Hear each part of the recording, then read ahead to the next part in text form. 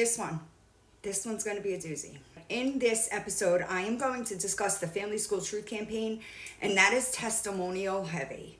But I feel like it's important before I get to the trial testimony, because a lot of the trial testimony is blamed on the Family School Truth Campaign. So I wanted y'all to have a basic understanding of what that was so that I didn't have to keep repeating or giving context when I'm going through the testimony. So, trigger warning. There is a trigger warning here. There are going to be many students' stories that I'm going to go through as I talk about the Family School Truth Campaign and why that was relevant to both the ending of the family school as well as Paul's trial. Okay? So let's get into it.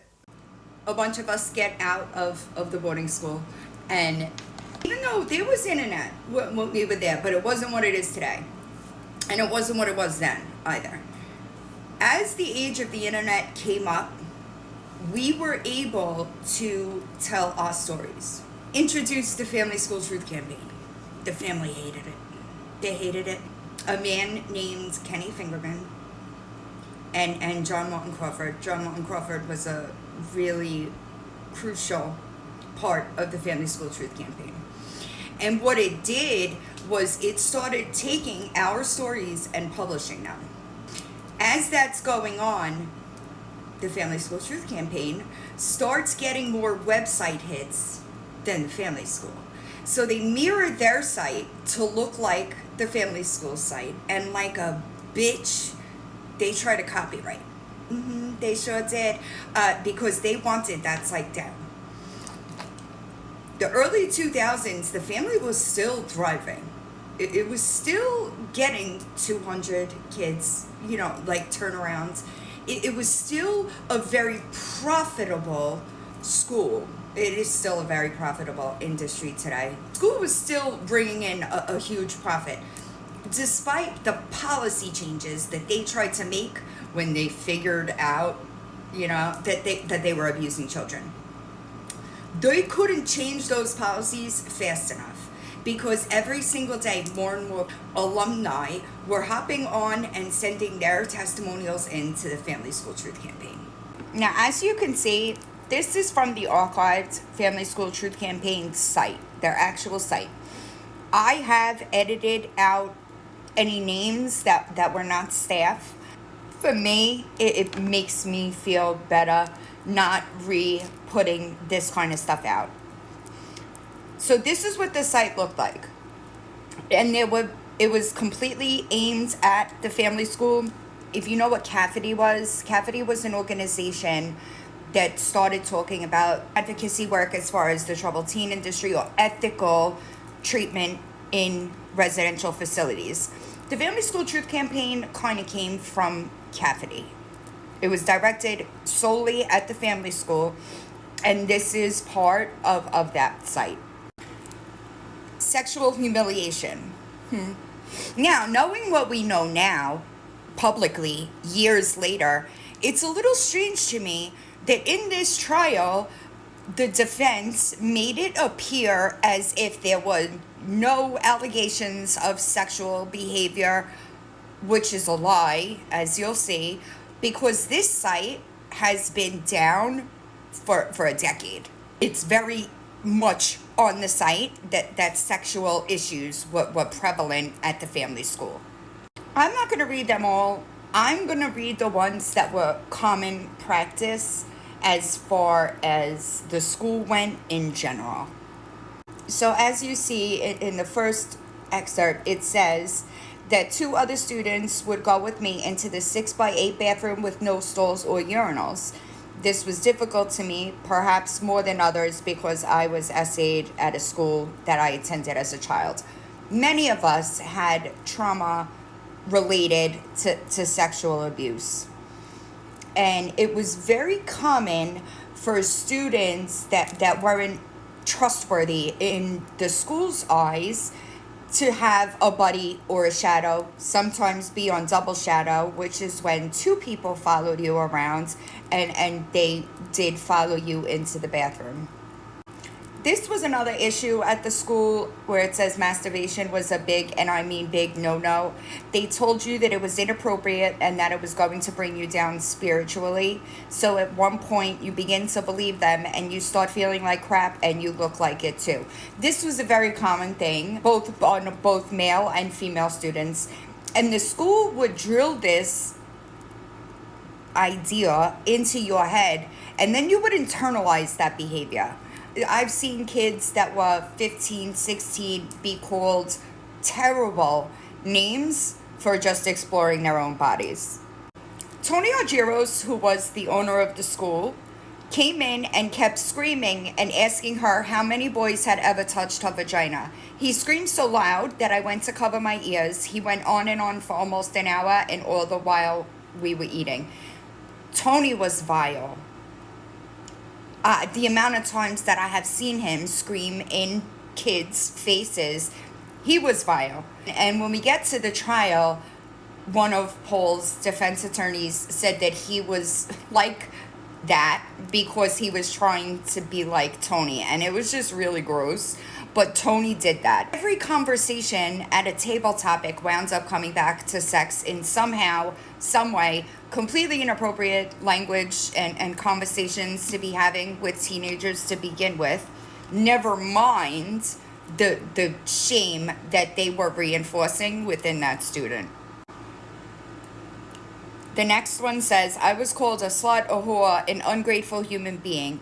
I was told by my family, which is the mother of that family, repeatedly that she hated me, and she clearly favored the other children, letting them get away with more than me. I struggled to be as honest as possible, but I was always accused of lying on a daily basis. I was forced to say extremely embarrassing things in front of 30, 40 of my peers. If I developed a close friendship with one of the other female students, I was accused of being a lesbian and was not allowed to talk to her. The school was very against gay relationships in any way, shape, or form. If a student was gay, it was almost like they would try to break the gay in them. It was not acceptable at all. Not that any relationships were heterosexual or homosexual, they were against them all around. But if you had any type of prior relationship with the same sex, they really brutalized them. And another thing, this was extremely common as well, where if we were being stood up at the table, even if we didn't do something that we were being accused of, a lot of times we would just admit it so that the table topic could be over with, because they were absolutely humiliating. And there it is. There were students who were ridiculed due to their sexual orientation, as the staff did not agree with them. I remember one student who was mandated to stay at the school by the courts, with his only other option being prison, and he chose prison. That's common. And you're going to see in these testimonials students that had one time spent some time in jail, and then they went to the family and they would beg to be taken back to prison.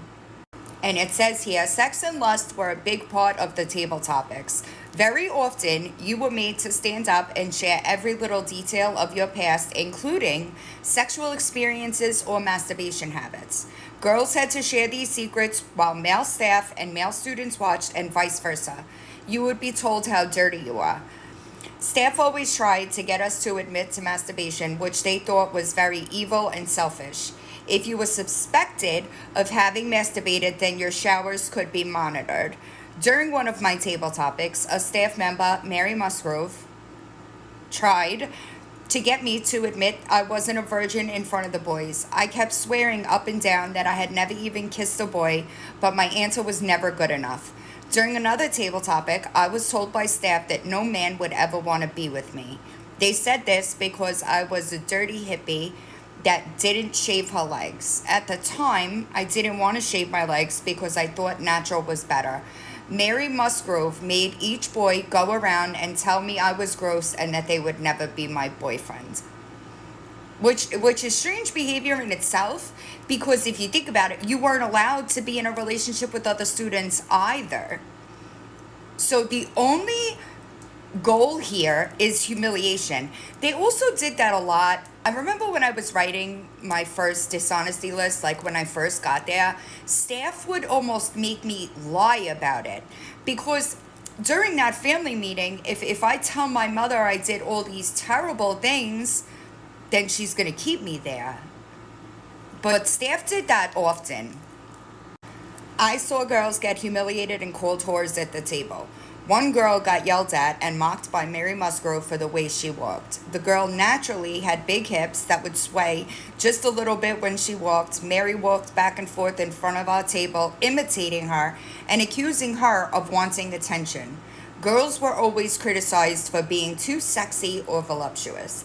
I know it sounds crazy, but everything came back to stuff like that. The one below that says, a lot of the policies at FFS exist to publicly demean the student. They seek to destroy a student's will to fight by making you feel worthless. It's no surprise that one student while I was at FFS committed suicide. And that's true. Attack therapy has proven to be counterproductive in any type of healing environment. It wasn't just the family school that used attack therapy, but it was ineffective and counterproductive. So not only are you not getting the healing that you're there to get, but it's also causing more shame and more guilt about normal behavior. I remember one girl, age 15, being brought in front of the table. This was done a few times a day at mealtimes, putting a strain on any social time we might have had. She was reduced to tears after being forced to talk about numerous times she was raped. She was then screamed at, called a whore and a slut, and told that she had been asking for it, that she knew what she was doing to incite the rape. Another child, a 12-year-old boy, would be publicly humiliated for being caught masturbating at night. This was a really big thing that the family school did. If they knew about past traumas, they would 100% shame you for them. After she was done sharing, the so-called FFS therapy began. Paul Gear, the pedophile, began by telling her that if she didn't continue to follow the FFS way, that she would inevitably become the whore she used to be. He went on to tell her without FFS program, she would amount to nothing and nobody will ever love or care for her. I felt terrible for this girl. She was simply opening up about her fears. However, it wasn't over. Then the loyal soldiers, aka senior members, continued where Paul had left off. About 5 to 6 senior members berated and demoralized this girl for over half an hour. The table topics, it would usually be staff attempting to give advice that wasn't really advice. It was just seeking to humiliate the student, and then other students would chime in. I know that some students have held grudges about people that chimed in with their table topics. However, to me, I understood they were just doing what they had to do to survive. And I've mentioned before where different people have different levels of what they have to live with. There are alumni that have come and apologized to me for the way that they treated me while we were at the school. And I don't hold it against them because I understand that they were just doing what they had to do. Not everybody could handle what they were doing to us. During my first few weeks there, I was told I was nothing special, was nothing more than a blow-up doll, used and thrown away like a tissue. I was a whore, and my birth mother was the same. If I wasn't careful, I would finish her cycle. These verbal put-downs were displayed in front of groups of girls as well as boys, men and women who were requested and encouraged to add their sentiments to the situation. Lusting at this age is a completely normal event. However, at the Family Foundation School, you are taught this is something to be ashamed of, and especially if you're a female, you are taught this feeling makes you a slut or a whore. Tony, the owner, immediately called a girl at the table a whore and asked her why she was lusting. When she broke down and admitted to being raped, Tony called her nothing but a rag for guys to come on and proceeded to tell her that that was all she'd ever be. So gross. Paul Gear often talked about his past sexual addiction in detail. He despised the idea of masturbation. One time the choir didn't sound good. He stopped us and said that one of us must have masturbated recently and contaminated the sound with their impurity. He would criticize the girls in choir often. One time he stopped the whole choir and told a girl in the front row that she was sticking out her breast towards him and that she would be a wet rag for men one day. We were all told that we would end up dead or in jail if we left. One girl was brought up at the table and taunted about a previous molestation that had occurred to her by Paul Gear. He made it feel like it was her fault. She was molested and then told her if she dared to try to run away or leave the school, it would happen again. That was a really frequent occurrence as well. He asked me if I too was a whore and a slut who wanted to fuck everyone. I did not respond as I was caught off guard. I looked to my family leaders almost for protection from Tony. This was a mistake as Tony began questioning me in front of the family and asking my preference of men versus boys. He then spent a solid 5 minutes calling me a whore and asking about me lusting out about the male staff members and who I wanted to sleep with. I tried to defend myself, but my speaking only made it worse. I walked away feeling so embarrassed, humiliated, but at the same time, glad I was able to take the abuse away from the poor girl standing at the head of the table. She later thanked me for taking Tony's wrath away from her. I was woken up later that night with another girl in my family so upset. She had taken a razor blade and slit her throat open. We were both covered in her blood and I tried to stop the bleeding. I don't remember what happened to her. This invasion of space and privacy had no boundaries, not even privacy in the restroom. I had to sit in a small room with strange people my own age and smell their shit. Why, you ask? Why would I have to do this? They told us it was because the person in the toilet might think to masturbate if he was alone. I was trying to go with the school's policy of honesty, and I admitted to masturbating. I was made to stand up in front of my family of 30 boys and girls and admitted sex addict Paul Gear and admit what I had done. I was then fed tuna fish and made to sit away from my family. I was then put on a sanction that if I masturbated, I would eat tuna fish. However, I see that Rita Argyros said that the school never had a policy against masturbation. Paul Gear told the whole family of minor boys and girls that he almost got in a car accident from holding a Big Mac with one hand and masturbating in another. He screamed this at another supposed sex addict who was standing up at the table. The most embarrassing thing that ever happened during all of this was being denied feminine hygiene products and having an accident. Mary Musgrove made me have a table topic about this. She stood me up and said, "Tell all the boys what happened to you." I was so embarrassed that I began to cry. The girls in my family told me that I was nasty and I didn't care about myself. We were openly accused and abused for masturbating, often in front of the girls at the school. People who had STDs or other ailments were exposed and often ridiculed for it, being called whores or worse. I do think that the school called every female a whore. A lot of us were young when we got there. When I got to the family, I had the same boyfriend for 2 years. I had maybe lost my virginity 6 months before I got there. Only been with one person, and that still didn't stop them from calling me a whore. It was across the board. Any girl that was pretty or got attention, they called them a whore. It was always internalized as if it was their fault that people found them attractive. Tony Argyros, the founder, was no exception. He used to eat lunch in a different family every day. I'll never forget the day he came to my family and sat next to me. He proceeded to tell the whole family how anytime somebody obsessed in their minds, even about the cracks in the ceiling tile, that they were just mentally masturbating and that we had a whole nation of sex-addicted youth. Tony was a vile man. He was short, probably like 5'5", 5'6", and he was just vile. I was told in front of all these people that I had been flirting with 2 or 3 of the boys in the house by making eye contact with them and smiling. I was yelled at, degraded, and humiliated. Then the 3 boys were told to stand up, and they were advised that I was the Black Widow and would have sex with them and then bite their heads off and throw them out. And that's truly what it was like. Something so simple, like making eye contact and smiling, was you deserved to be degraded. That there's nothing wrong with that.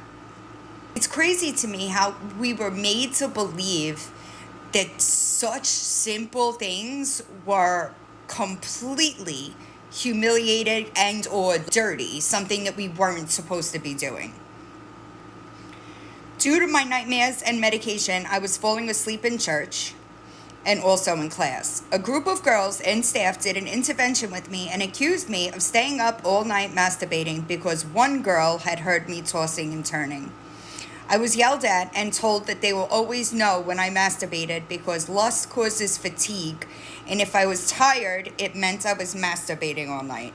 I denied it because it wasn't true, but no one would talk to me, and I was always yelled at for everything. I had to run around the building 2 times every morning and put on a work sanction to wake me up. I eventually admitted to having a severe masturbation problem just so people would talk to me. I said it before and I will say it again. I firmly believe that one of the reasons why I had such difficult relationships in my adult years is because at a time where I was supposed to be learning healthy boundaries with the opposite sex, I was not allowed to do that.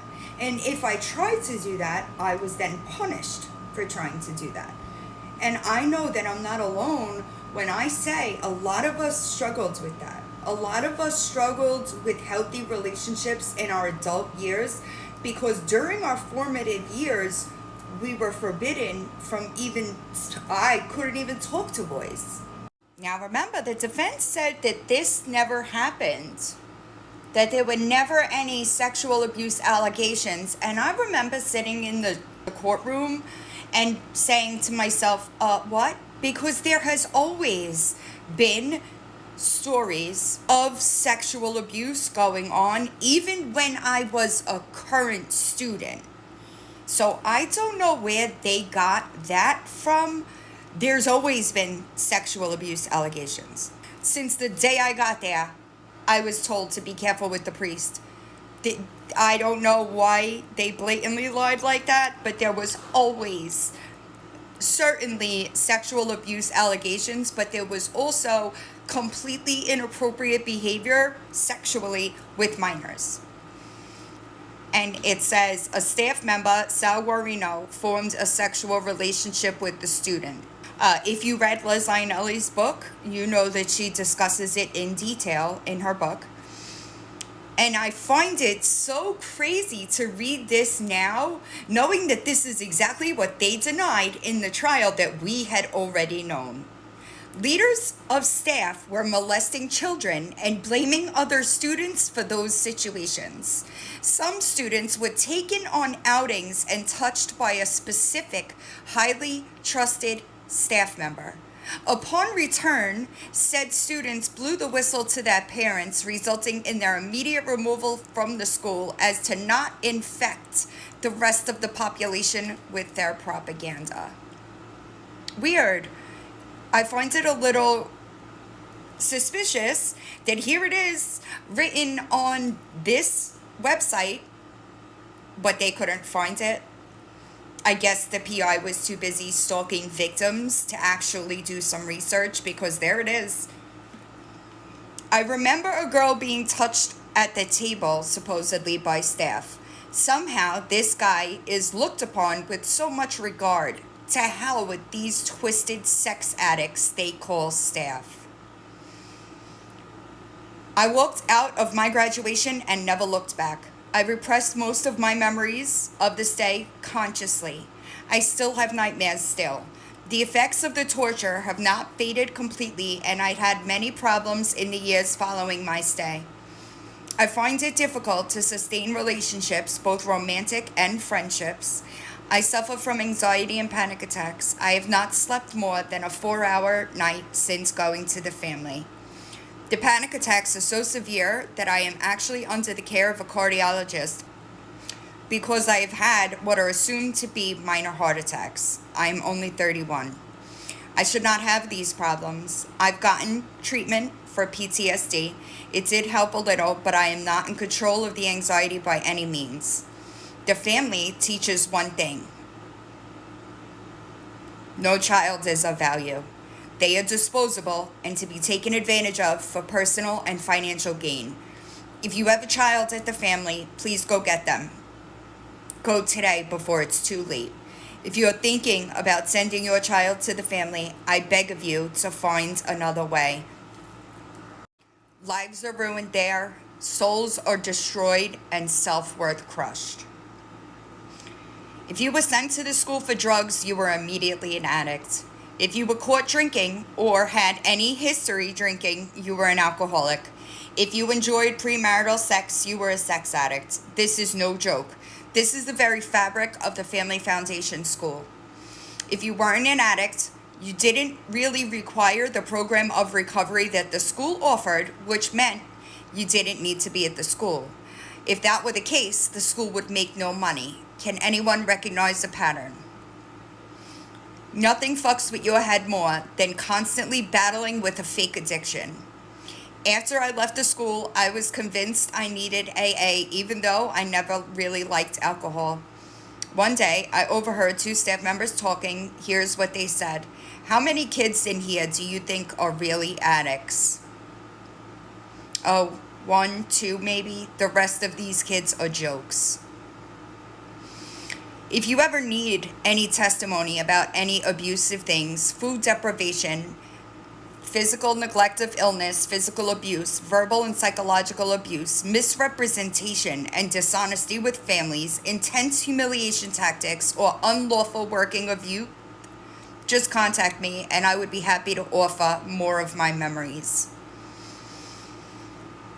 Upon leaving, I developed severe anxiety disorder and didn't know how to socialize with others. I developed insomnia, and to this day, I suffer with nightmares, and I'm terrified in social situations. Their website claims to heal parent-child relationships, but the opposite is done. FFS destroys families. They teach kids to lie to their parents about their misery. They encourage parents to lie and threaten their kids. Parents are told to not inform their kids that they are being brought to a residential program. They are told to never accept them if they leave FFS. I was told my family wanted nothing to do with me, which was all a lie. All of the family problems are blamed on the kid. In the trial, the Family School Truth Campaign was blamed on a lot of the allegations that Paul was receiving. It was just the next step in an internet smear campaign. That was their defense. Not the kids that attended this program years apart at different times, different decades even, and all had very similar themes. This is their defense. That was a coordinated attack. They attacked Liz Ianelli in that trial as if it was her fault any of this was happening. That's the best they had. Wild, huh? And then we get to physical abuse. And it says, when is the Family Foundation School going to take responsibility for their actions? Never. Never. Ever. Literally. The horrors I faced at the family school was so many that I could probably fill an entire book. I quickly found myself denied every imaginable right. I spent most of my time sitting in a chair facing the corner. They took my shoes and I had to walk through the winter snow in sandals. They used to do that often. If you were in the corner, it was almost standard procedure for you not to have your shoes. 3 staff proceeded to then throw me on the ground and restrain me. As a result, I got a cut on my face. My wrist was sprained. I also had many bruises on my body. While on breakfast crew, I witnessed Woody literally pick up a young boy and throw him down the hallway, simply because the boy wasn't moving quickly enough for Woody's liking. My primary abuser was Paul Gear. He would call me very sexually derogatory names in front of Family 6 and would use information I confidentially gave my sponsor regarding my past against me. I was also accused of being sexually aggressive towards him and other staff when I absolutely had not been, but I had to admit to whatever he said so I wouldn't get in trouble. I was sent on exile in freezing cold January and had to stand for hours in an unheated hallway. When it came time to stand for the pledge, I did not stand. 2 staff members pulled me out of my chair by my throat. I pushed him off me like anyone would if someone was hurting them, and they tackled me to the ground, and one of them took my head and beat it on the floor 3 times. I remember it so vividly. A staff member was chasing me, and I can remember running until I tripped. Then the guy jumped on top of me and buried my face in snow. I took a swing at the guy and hit him in the face. Then the staff member, a grown man, hit me back in the side of my head. Then he put his knees on my arms until other people got there to take me back. They locked me in a little room for 5 days. I watched my friend stand outside in the cold for months because staff and senior students didn't like him. I watched people urinate on themselves because they were denied bathroom privileges and were locked in a tiny room for days on end. Once in the locker room, I started towards the door and was immediately slammed on the ground by 2 female staff members and 2 male staff members on top of me. I had no forewarning that this would happen. If I moved towards the door, they simply jumped on me. I was scared and they were cutting my air supply off.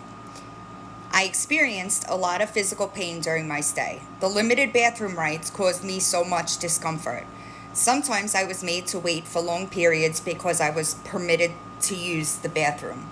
That would cause my pelvic area to really hurt. Coupled with not being taken to an outside physician, that is so wrong. We were all forced to impose sanctions and punishment on each other. This was simply sick.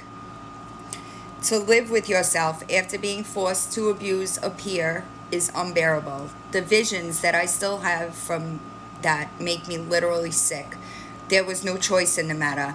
Many times I refused and found myself on the receiving end of the abuse myself. If someone ran away, we would have chased them, tackled them, and restrained them. Many students, myself included, spent a few evenings wrapped in a blanket and duct tape. We were forced to sit with students wrapped and watch them suffer. There was no release from the abuse. I was getting more and more frustrated, and whenever I showed the slightest sign of anger or depression, I was rolled in a blanket and duct tape and thrown in the janitor closet alone for hours, one time a whole day. I couldn't use the restroom and was forced to urinate on myself. When they saw what I had done, they called me a disgusting pig and threw me in a scalding hot shower with my clothes on and threw insults at me. The abuse was getting so bad that I was suicidal and started wetting my bed. I wasn't getting better at FFS. I was getting worse. I was forced to tell my parents how happy I was while there. I packed a bag anyway, and Bob Runge grabbed, hit, and wrestled me to the ground with 2 girls from my family. You could be put in isolation or restrained solely because of your negative attitude towards AA or staff. One day, a boy told Tom Musgrove that he wasn't going to buy into the program. Tom grabbed him and threw him in the door, busting a hole through the wood. Students were encouraged to participate in restraining their peers. Sometimes students would gang up on a kid that was refusing to listen to staff. Students would sit on, grab, and yank each other. Not one student was professionally trained to restrain. Students that had been there for a while were also permitted to do strip searches on new students. This was totally uncalled for, as no student had proper training for that. Kevin, a staff member, had a husky, intimidating voice and was also a smart guy. I actually sort of admired him, even after he ripped a chair from beneath me and dragged me by the back of my shirt across the dining room floor and threw me outside against the outside lockers into exile, a more extreme sanction. He had told me to leave the chair, and when I refused, I was dragged and left crumpled on the floor. Joe Petriella then came over to the couch and told me to get up and sit in the corner. I felt so sick, I replied with, "I'm too sick, I can't get up." He then proceeded to grab my arm and pulled me off the couch while he removed the pillows and cushions, leaving just the wood. I then lay on the wooden couch as I needed to lie down. He then went to the back of the couch and tipped it over, leaving me on the floor in front of the whole family. Joe Petriello had dislocated my shoulder during my stay. He was talking to me, and I started to walk away when he grabbed my backpack and pulled me back hard. Blank threw me into the wall of the isolation room, which I hit with a thud, leaving me with an instantaneous bruise. His weapon check included stripping me of all my clothes and taking them somewhere that I could not see, since I was now locked in the isolation room. I was left completely naked, sitting on an ice-cold floor with no chairs for about 5 minutes. There was a camera in the room the whole time pointed at me, and I found this extremely humiliating, especially after the sexual abuse that I endured earlier in life. I was forced to trot. I couldn't walk. No shoes. I was made to wear the most humiliating outfit they could find, and working included shoveling and carrying rocks in the middle of July, and was told that was God's work. The staff members argued back and forth for about a minute. The next thing you knew, 3 of them had the kid on his stomach with a knee in the middle of his back. Another staff member went and grabbed the blanket and duct tape, and when they returned, they proceeded to wrap him up and then tape the blanket shut so he was completely immobile. The sick part was they all seemed to get some masochistic pleasure out of doing this to him. Then they carried him to the supply closet next to the locker rooms and threw him on the dirty floor. I remember him being in that closet, only being fed dry tuna on a stale English muffin 3 meals a day for an entire week. That's insane. That was just another part, a layer, if you will, of the trauma that we endured. It was being done by our peers. It was being done by students that should be on the same level as us, as each other. But what that did is it created division, because there is no way in hell that staff, if we would have overrun them, and I'm not talking about like a riot, but if we all stood together, there was no possible way that they could control us. It was meant to cause division, just like they did with our parents, how they caused this division between us and our parents. There was a point to them doing things that way. Divide and conquer, right? I had to wrap people in blankets and duct tape them closed. Once we moved them to isolation, I would sit outside the isolation room at a desk and watch them, sometimes all night long. They were not allowed to get unwrapped for any reason. I once told a girl who had to use the restroom she deserved what she got, as she begged with me to loosen the blanket so she could get more air and was having trouble breathing. I refused, knowing I would get in trouble if I helped her out. They really abused him physically, like over the top, ramming his whole body, 2 large men, against a wall of metal lockers. They locked him in this tiny room with a bunch of padlocks on the outside. It sort of looked like an old closet that had been carpeted on all sides. I guess I guarded it, because I remember him kicking it in so hard he almost broke the locks off.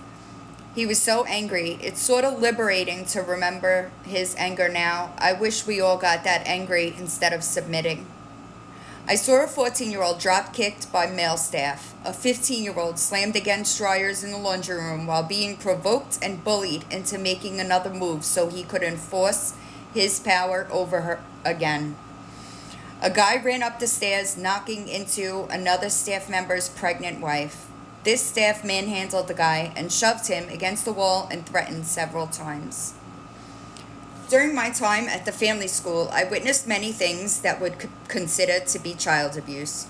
2 staff members picked me up by the neck and held me against the wall corner of the room while yelling obscenities at me. I was slammed over a table, which proceeded to fall on top of me, and I received a black eye. It should be important to note that I made no physical advances or threats on either staff member. I just non-violently stated that I was not going to comply with their demands.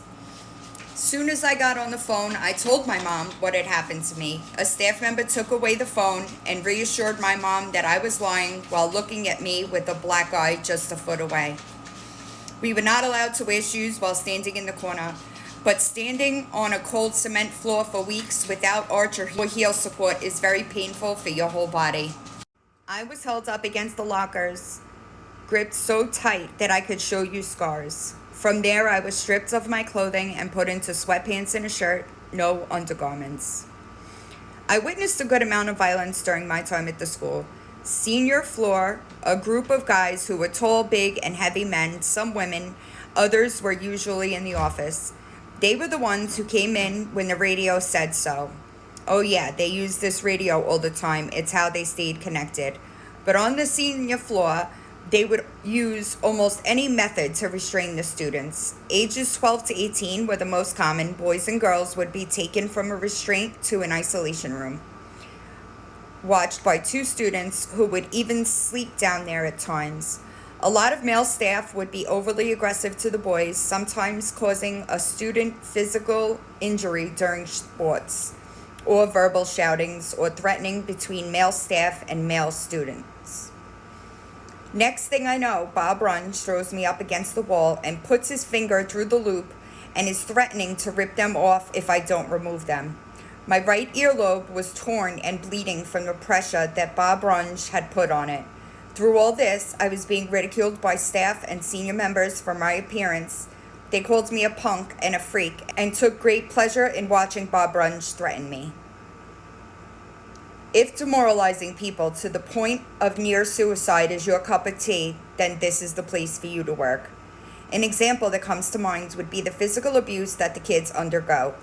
One time, a girl flipped out, meaning that after making her carry buckets of dirt all day, she desperately needed to sit down, but she wasn't allowed to. Out of sheer exhaustion, she slumped into the corner. She must have weighed about 95 pounds tops. A counselor named Woody would take great pride in the fact that he could take his 300-pound body and literally slam her to the ground or shove her brutally back into the corner where she belonged. Students were physically abused on a regular basis. I spent a lot of my corner time reading a prayer book, which is all I had left. They decided I was getting too attached to it and decided to take it away. I held it up to my body while my arms crossed over it in an attempt to keep it. They ripped it out of my hands. Then 4 people picked me up, carried me down a flight of stairs, took me into a small room and closed the door. Then they put me on the floor and 6-foot everything enforcer stepped on my head to stop me from trying to escape. Remember, I had my foot in a cast and the door was closed. I wasn't going anywhere. I watched friends of mine get wrapped in a blanket, tied with duct tape, and put in a room with no window and only one door for days at a time, not even being released to use the restroom or eat. There was no respect for our needs. I, as well as many others, were held from using bathrooms only to result in soiling of themselves and the embarrassing nature of the circumstances. She would come up to me and start dragging me down the hall while her nails were digging into my arm. She would be yelling insults at me while she did this. She would also tease me about the weight that I had gained. Whenever she felt like it, she would stick her hands down my pants and touch my waist or stomach and make a rude comment. It made me angry not being able to have any say over who was able to touch me.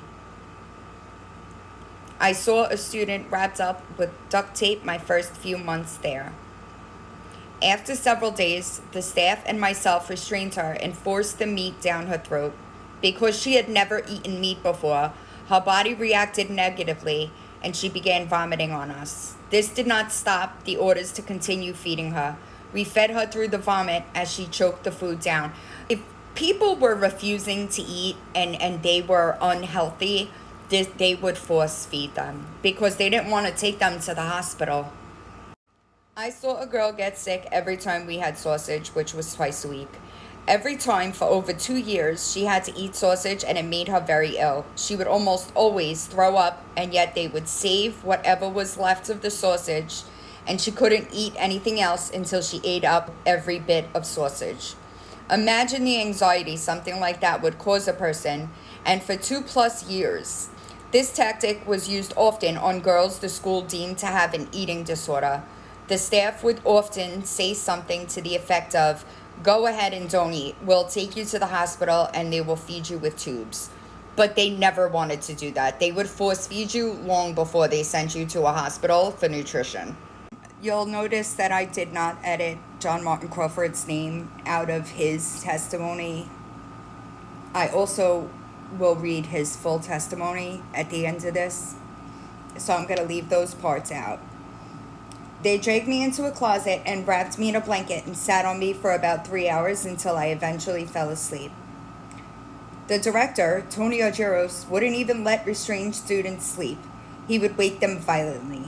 There was no use of the restroom provided to the restrained students.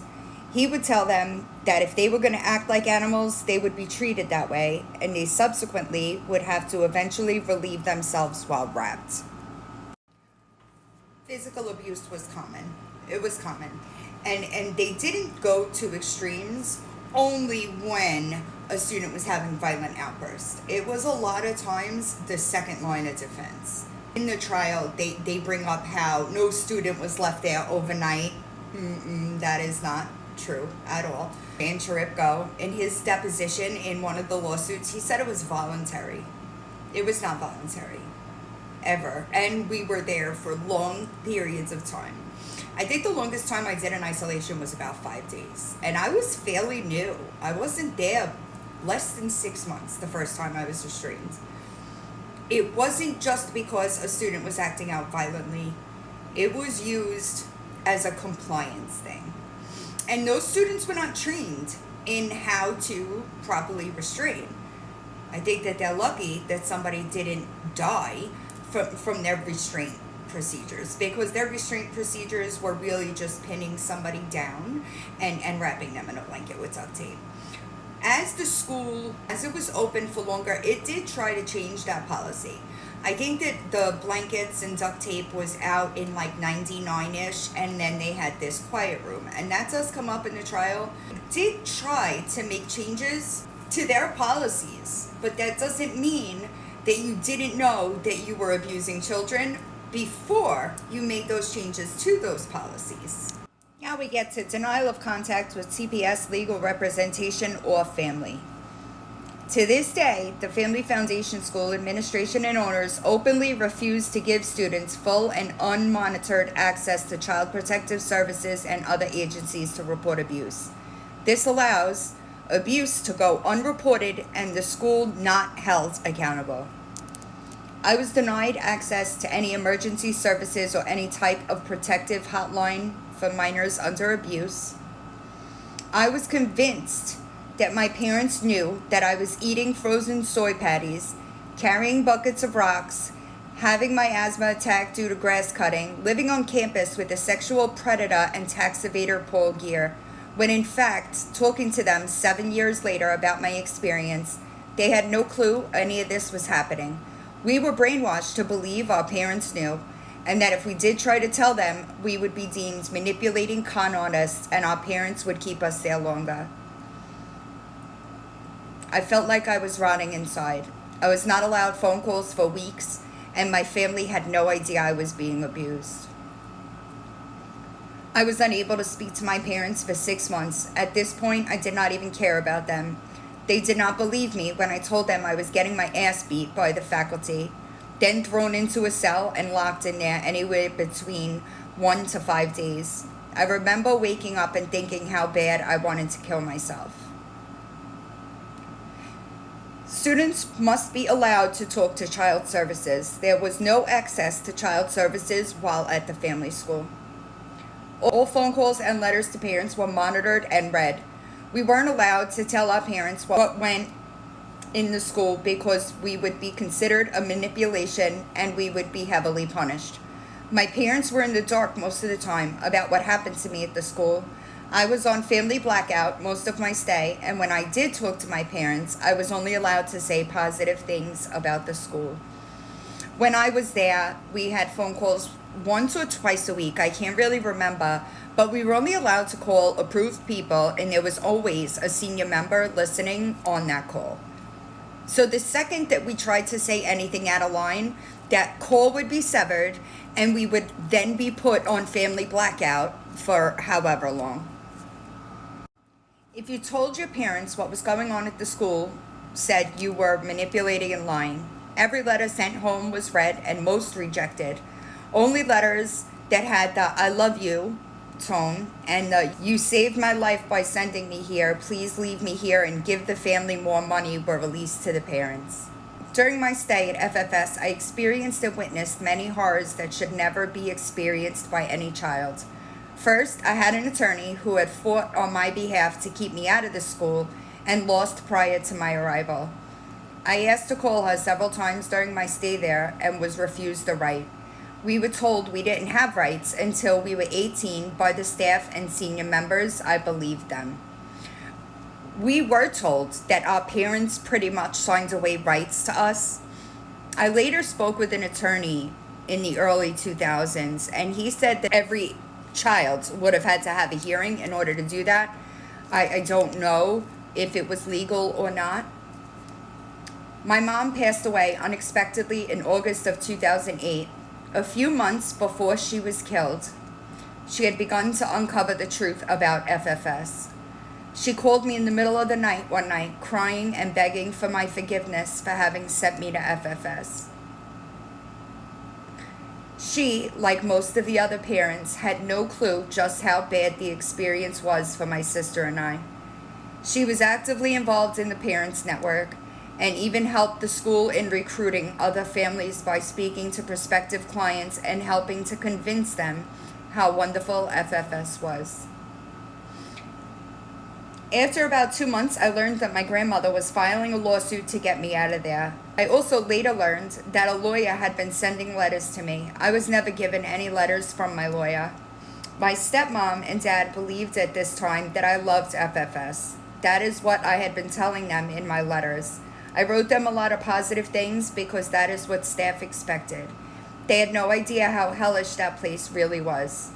The FFS told me that I could not sing in the school's choir anymore until I wrote the letter. I was made to sit in the corner and face the wall for several days until I complied. When someone sits in the corner, their food portions are restricted and their shoes are taken away.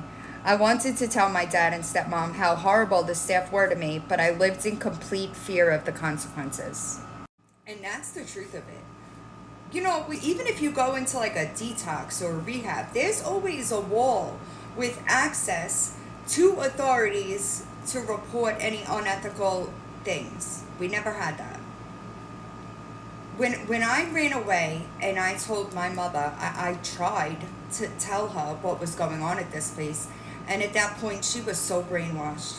I feel for the students that don't get that from their parents. I said it before and I'll say it again. I do believe that our parents admitting shit I fucked up is a really big part of our healing journey. It's important for us to understand that they acknowledge the mistake that they made by trusting these child abusers with their most prized possession. They didn't give a shit. They didn't care. It was only about the money. Everybody has access to, at a very basic level, agencies, except us. I think that anybody would understand that there was severe psychological abuse and neglect going on. But when I try to take it apart and layer it, it's almost inexplicable. Like, I cannot explain how many different levels there were to the things that went on at this school. Not only was it peer-to-peer, right? People attacking the other students or being forced to chase them down if they ran away, having to restrain them, watch them while they're being restrained on a blanket with duct tape. Those were the students that did this. It wasn't only just staff members. It was also senior members. So I think that fucks with your minds as well. Now, there's no way for me to tell what student, unless I know the student's story, to tell which student's testimony this is.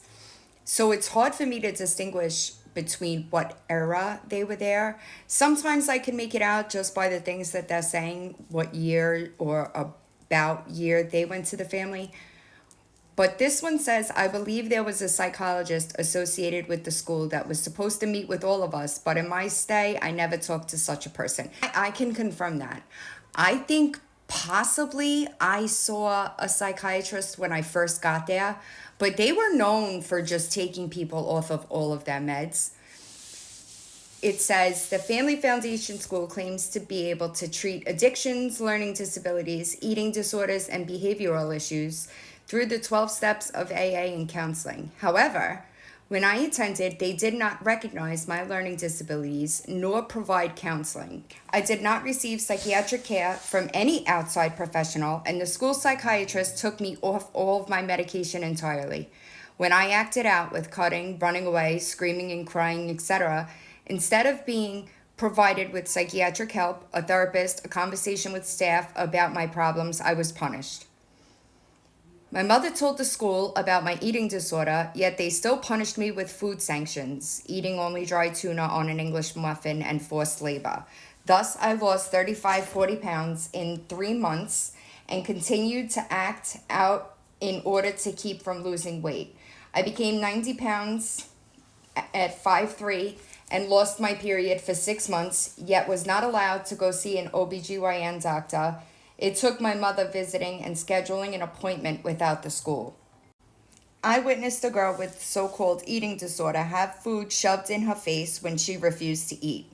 Staff said that eating disorders were a result from wanting to be in control. To solve this problem, they took away all control the student had over their food. Staff would have another student cut the food for them. Then the staff would have to give them permission before they could take each bite. The student with the eating disorder would have to wait patiently for every single bite. This is not typical therapy for eating disorders. They convinced my parents that it was not a mental illness that caused me to act the way I did. It was the music and clothes I was interested in. My parents threw out all my clothes, tapes, CDs, posters, basically everything I owned. On my second day, they still hadn't gotten me my psychiatric meds, and I was getting very ill. I kept asking for my meds, and they said that my meds were not a priority and they would get to them when it was convenient for them. I grew increasingly ill and was starting to have psychotic delusions, but no one seemed to care.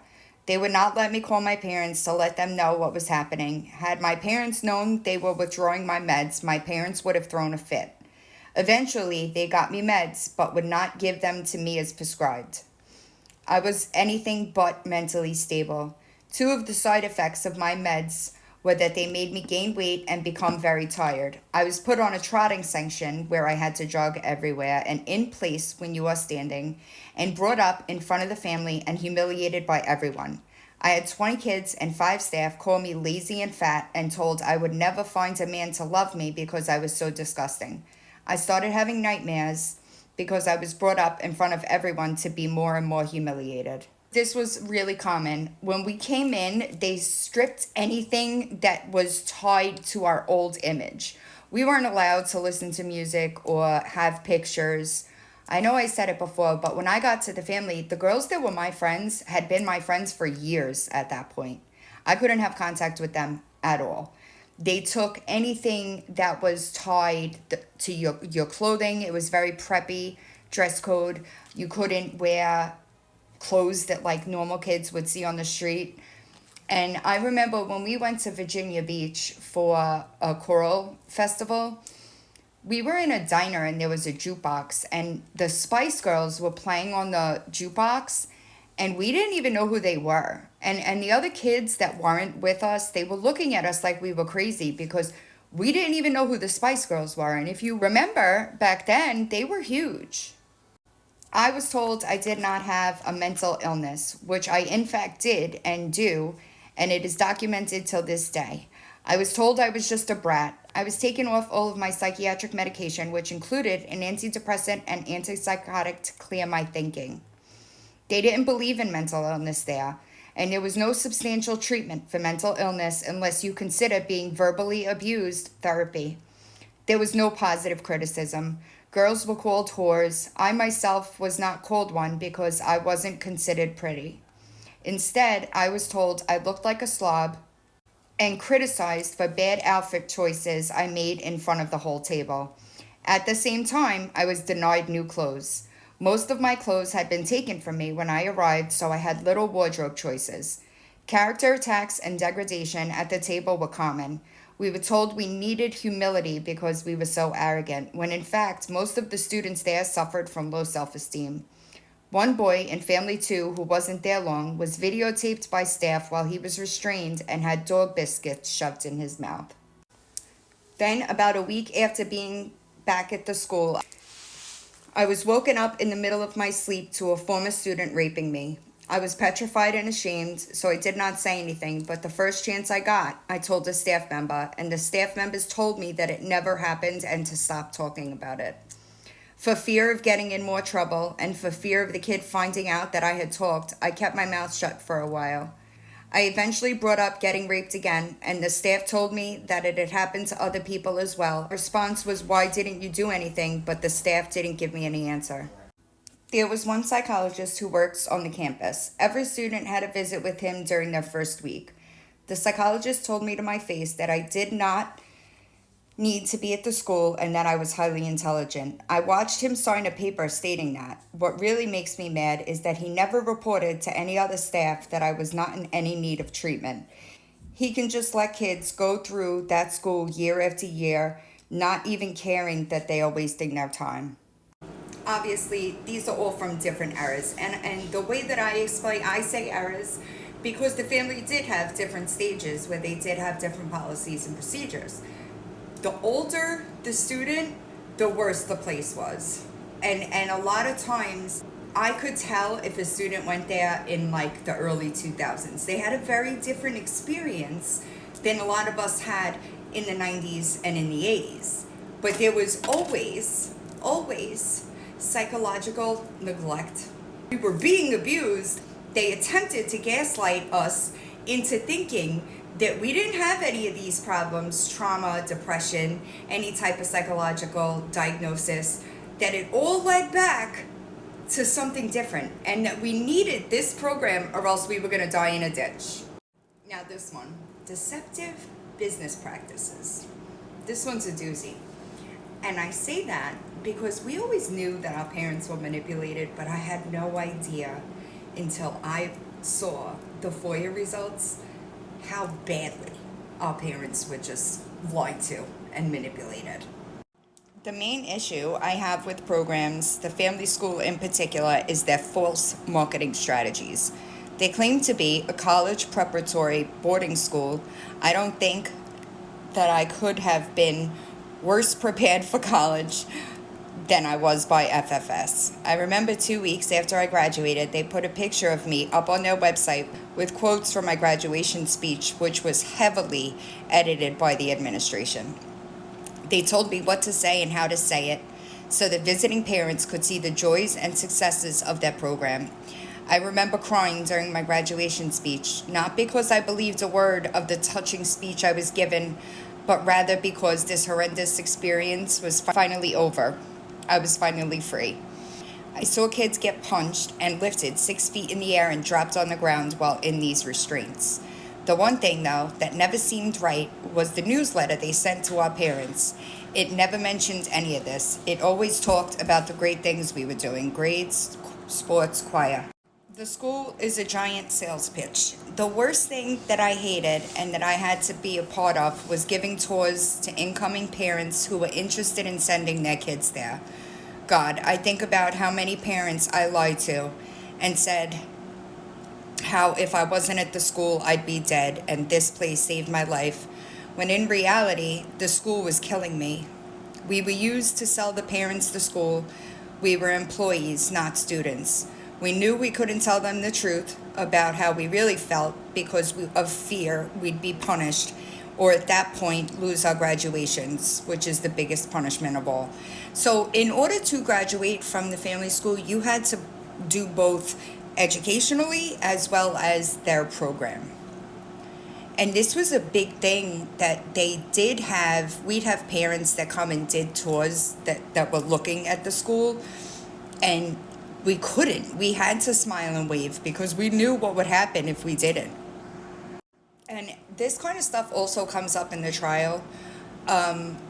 They tried to use our yearbook blurbs to say that, well, we were happy then. We didn't write that stuff. They don't understand that that those things were checked. They had to be checked by staff before being published. We couldn't tell the truth in our yearbook or a graduation speech. We had to lie. When the Middle States Association came, I had been moved to Family One with Robin and Mike Ducey. The Middle States ate lunch with us. Robin told us to keep the table topics light that day. She brought up a senior member about to graduate and just talked nicely about her leaving, and there were no abusive topics that day, which was typical of a table topic. Table topics are when a student is called up in front of their family of 30 students and staff and issues are discussed. Most of these topics consisted of yelling and verbal abuse. Sometimes the yelling was so loud I could hear it from the other room. That's another thing too. Whenever there was an announced visit, we knew that things would be kept light. They weren't going to scream at us in front of prospective parents. That wasn't going to happen.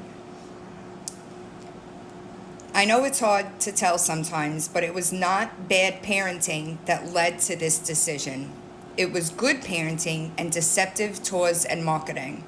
While I may have received a more focused education, every other part of my teenage life and early life was stunted as a result of my time at the family. And that was written by John Malone Crawford. You'll see when I get to the trial testimony how the defense tried to use those yearbook blurbs against us. And it was difficult to sit in the gallery in quite a few times in this trial. One of them was when they were attacking Liz Ianelli and trying to undermine her credibility. Because I know that chapel was there when I got there in June of '96. We'll talk about it when we get to it. But it was difficult because I can't say that the defense outright lied, but I know that their entire defense was trying to pick apart what happened to us. And I'm so grateful for the FBI agents that did the investigating, the state's attorney's office. They did such a good job. They cried with us when he was convicted. And it's been a really long time since outsiders validated that experience for us. It was a lot, but that's exactly what they did. You know, when I was at the trial, I was talking to another student who came right a little bit after me, and he was saying that the school planted a letter from his parents. They told him that a letter was from his parents that the parents didn't write, and he didn't find out about it until years later. This whole time, he thought that the parents said the things in that letter that changed their relationship for decades. And that was common practice. He would write a letter and it would be screened by our counselor before it even was able. And if they didn't want you to send or whatever was in the letter, they would tell us, you need to rewrite that. Or you didn't get to send a letter. So of course we want to communicate with our parents. Of course we're going to say whatever the fuck you want us to say. Crazy for them to try to use it against us when this is years ago. We were saying the same things years ago. The Family School Truth site has been down 2014-ish, over 10 years. And we were saying it then. Wait until I get to the response the Family School had. That was fun. So they did get better with religious discrimination during my stay, but when I first got there, probably about the first 6 months, it was strictly Catholic. The staff at the family school decided that my views about religion were dangerous and unnecessary, so I was no longer allowed to discuss religion or philosophy when I was permitted to talk to people at all. At one point, my sister was placed in the corner on family blackout because she refused to go to confession. We are not Catholic.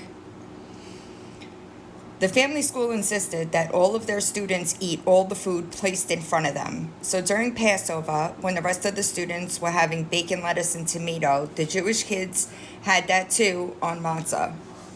When the other kids were having Philly cheesesteaks, the Jewish kids had that too on matzah.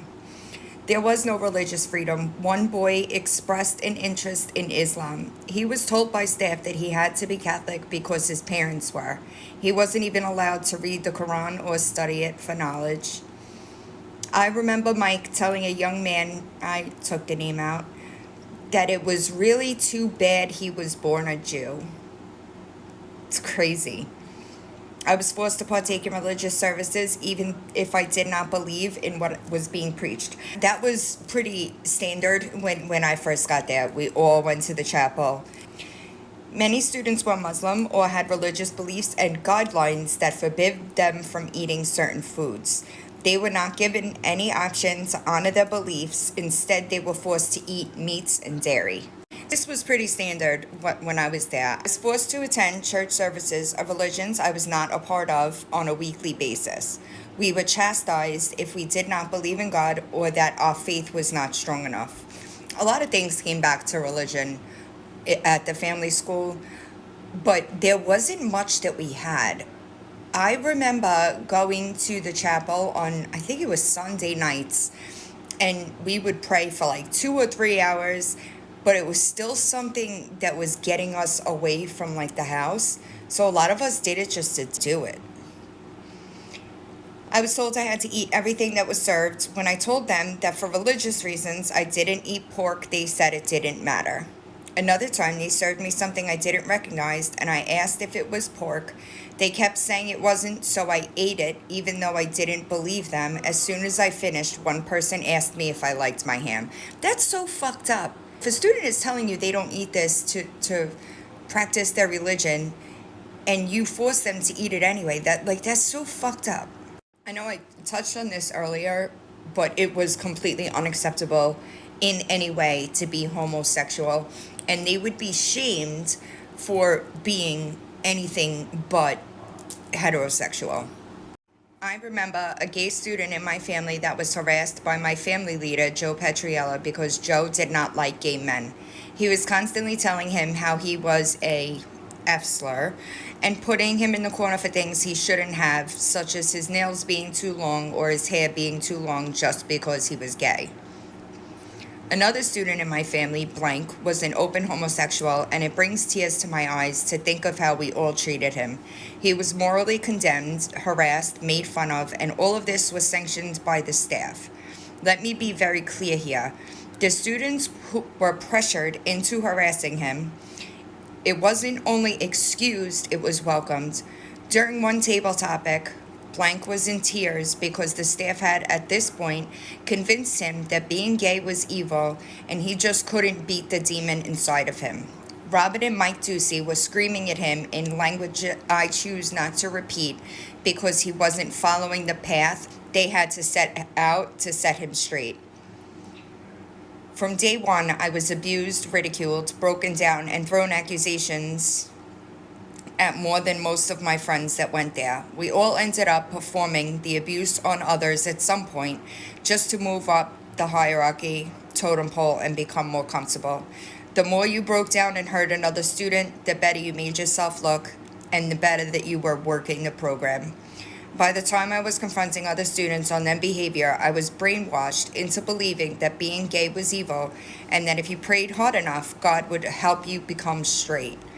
We had an openly homosexual boy in our family who was ridiculed every day for being gay and told that he needed to recover and become straight and, quote, normal.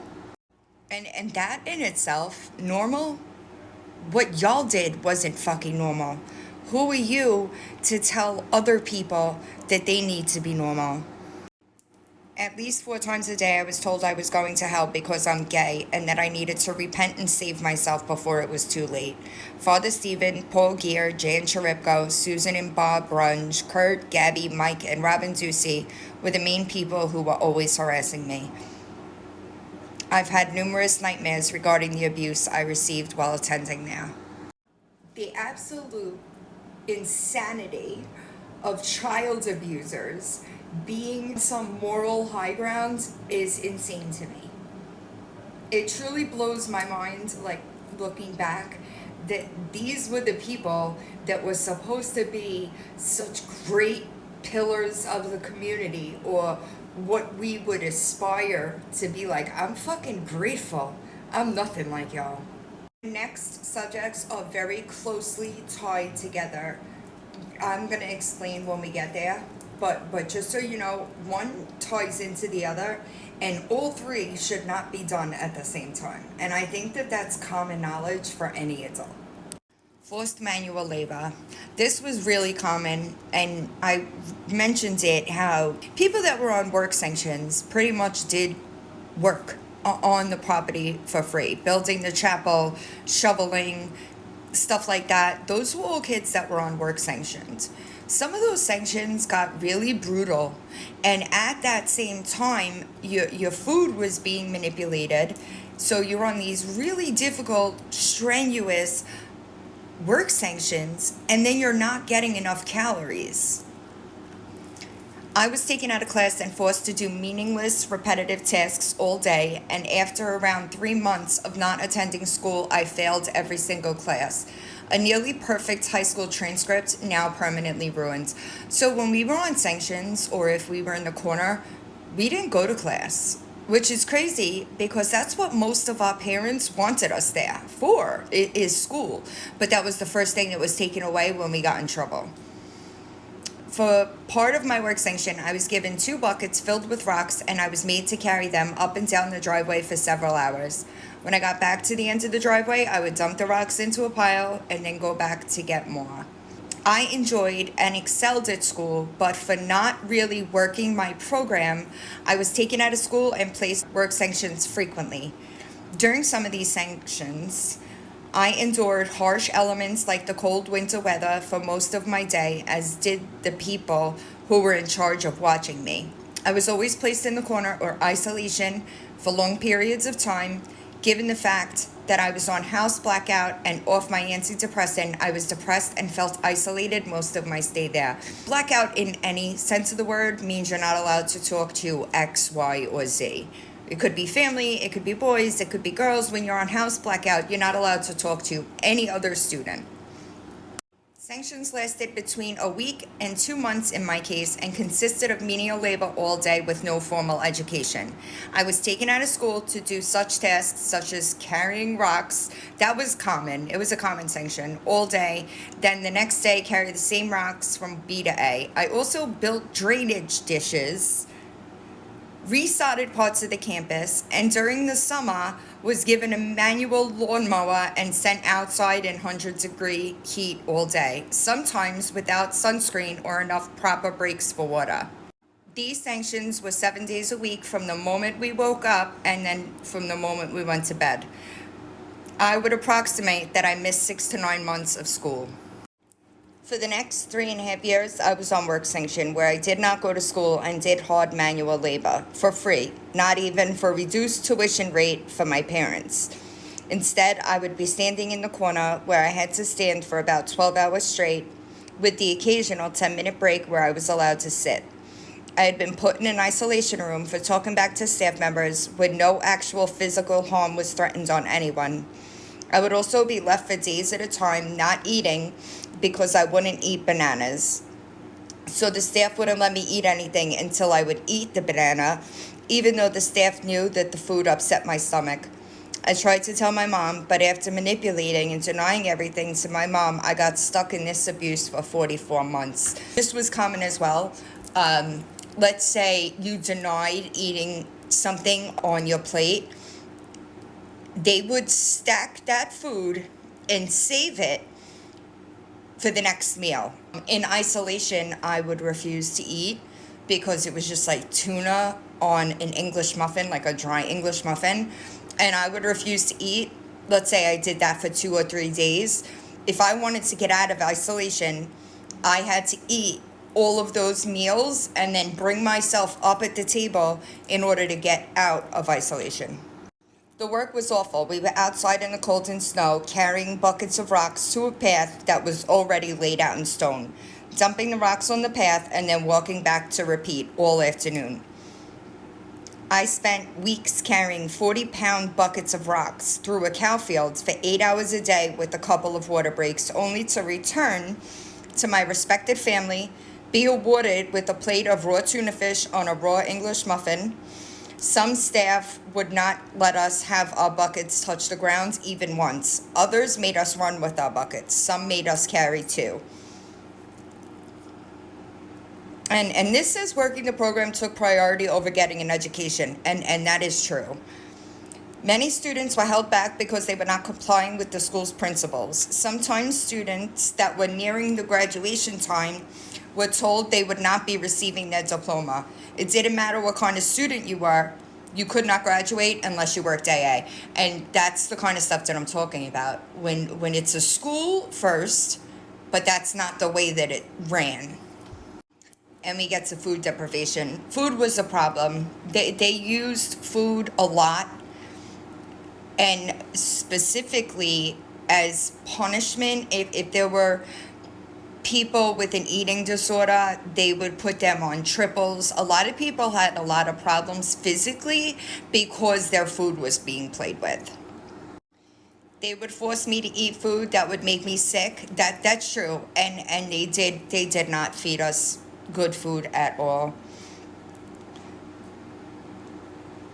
The staff soon realized that the corner is where I like to be. So as soon as they started to take away food, I'll tell you this: take away from any animal, human being, its food source, and you'll get the results. I've never felt the feeling of starvation till I was brought to the family school. It's a terrible pain to be hungry, believe me.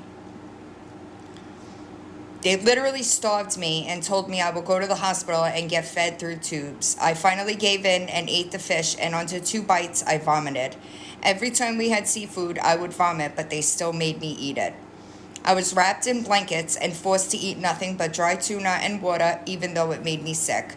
I was put on a sanction to eat nothing but bread and water and remained on that for almost 3 weeks. When my sister came to take me out of there, she said my complexion was very green in color due to malnutrition. It's wild to me, in hindsight, the things that they were able to get away with. As for nutritional deprivation, I would definitely say I was at times deprived nutrition. Dry tuna straight out of the can on an English muffin for lunch and dinner, and a small bowl of mapo for breakfast hardly meet the daily nutritional requirements for a teen. This was the menu of choice for those who were deemed defiant or not working a program. I had to endure eating it sometimes. I saw one girl get served dry tuna for at least 2 months and started having problems with her bowels and was still given tuna and milk of magnesia. This same girl was also made to stand all day long in the corner and given only 1 pair of clothes to wear for months. I was supposed to eat food I was allergic to and had never eaten before.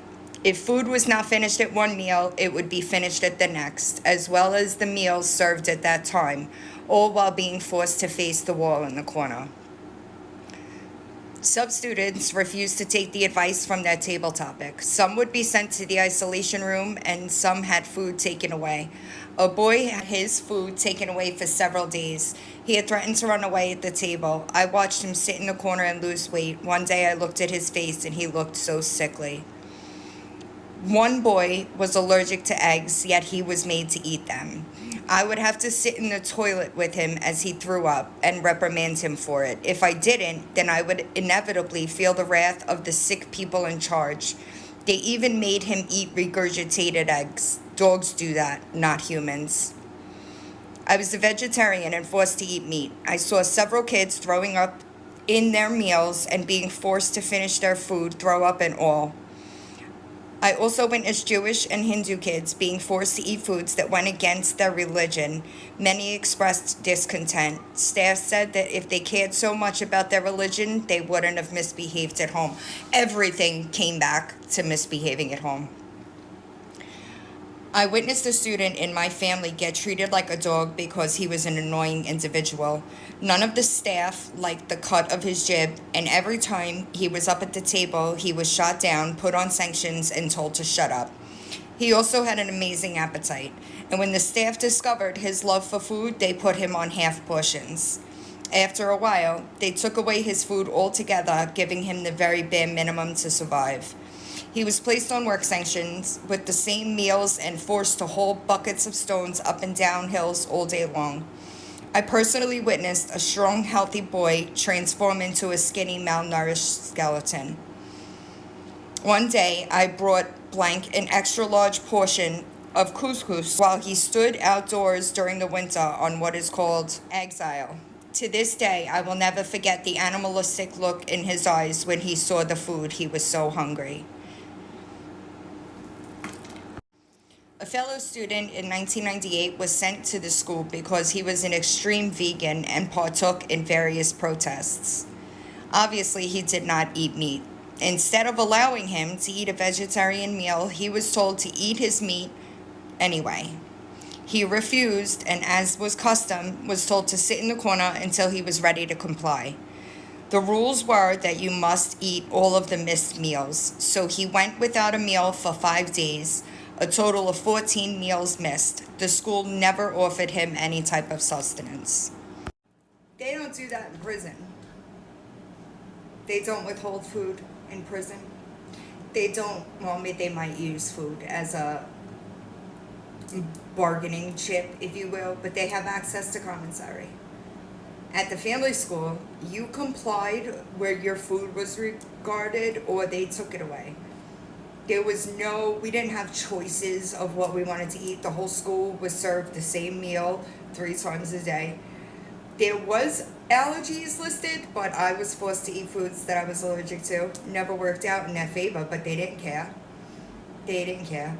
So between the extreme work sanctions, you got kids that are not, the calorie intake is not enough to sustain their bodies, and you wonder why they get the issues they get. When we get to FOIA, the calls to the family, that's interesting. It's really fucked up that so many people ignored what was right in front of their fucking face.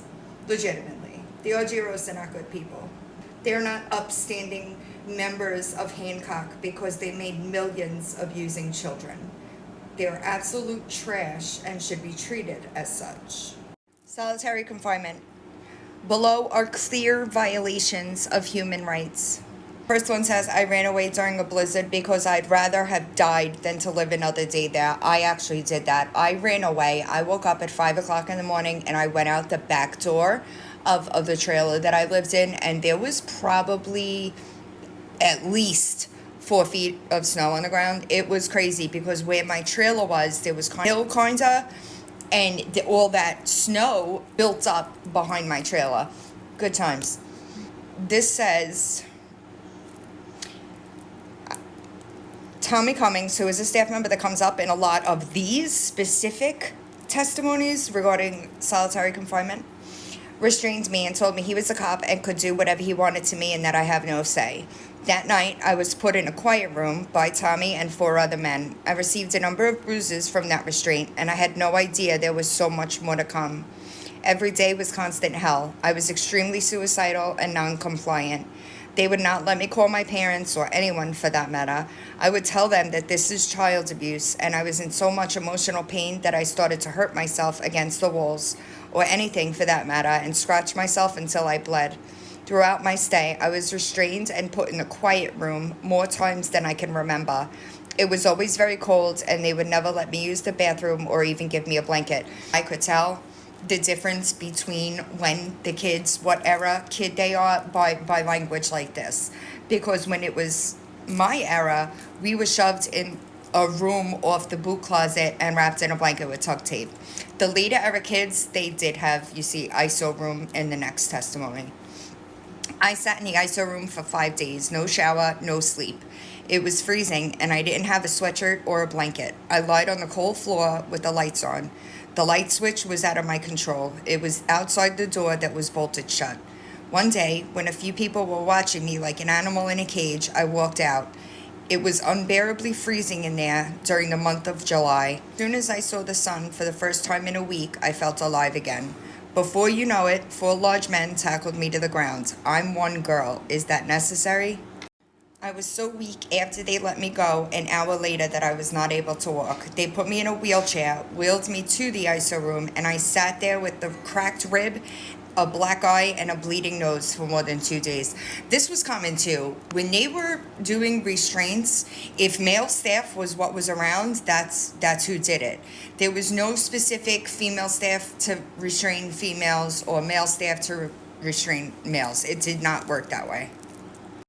I was then forced to stay in a 6x6 room that was cold and smelled like urine. In my 4 years at the school, I was required to stay in this room for days on end. I was forced to wear a minimum amount of clothes and was not allowed to speak to the students watching me. One time I was in this room and had to use the restroom.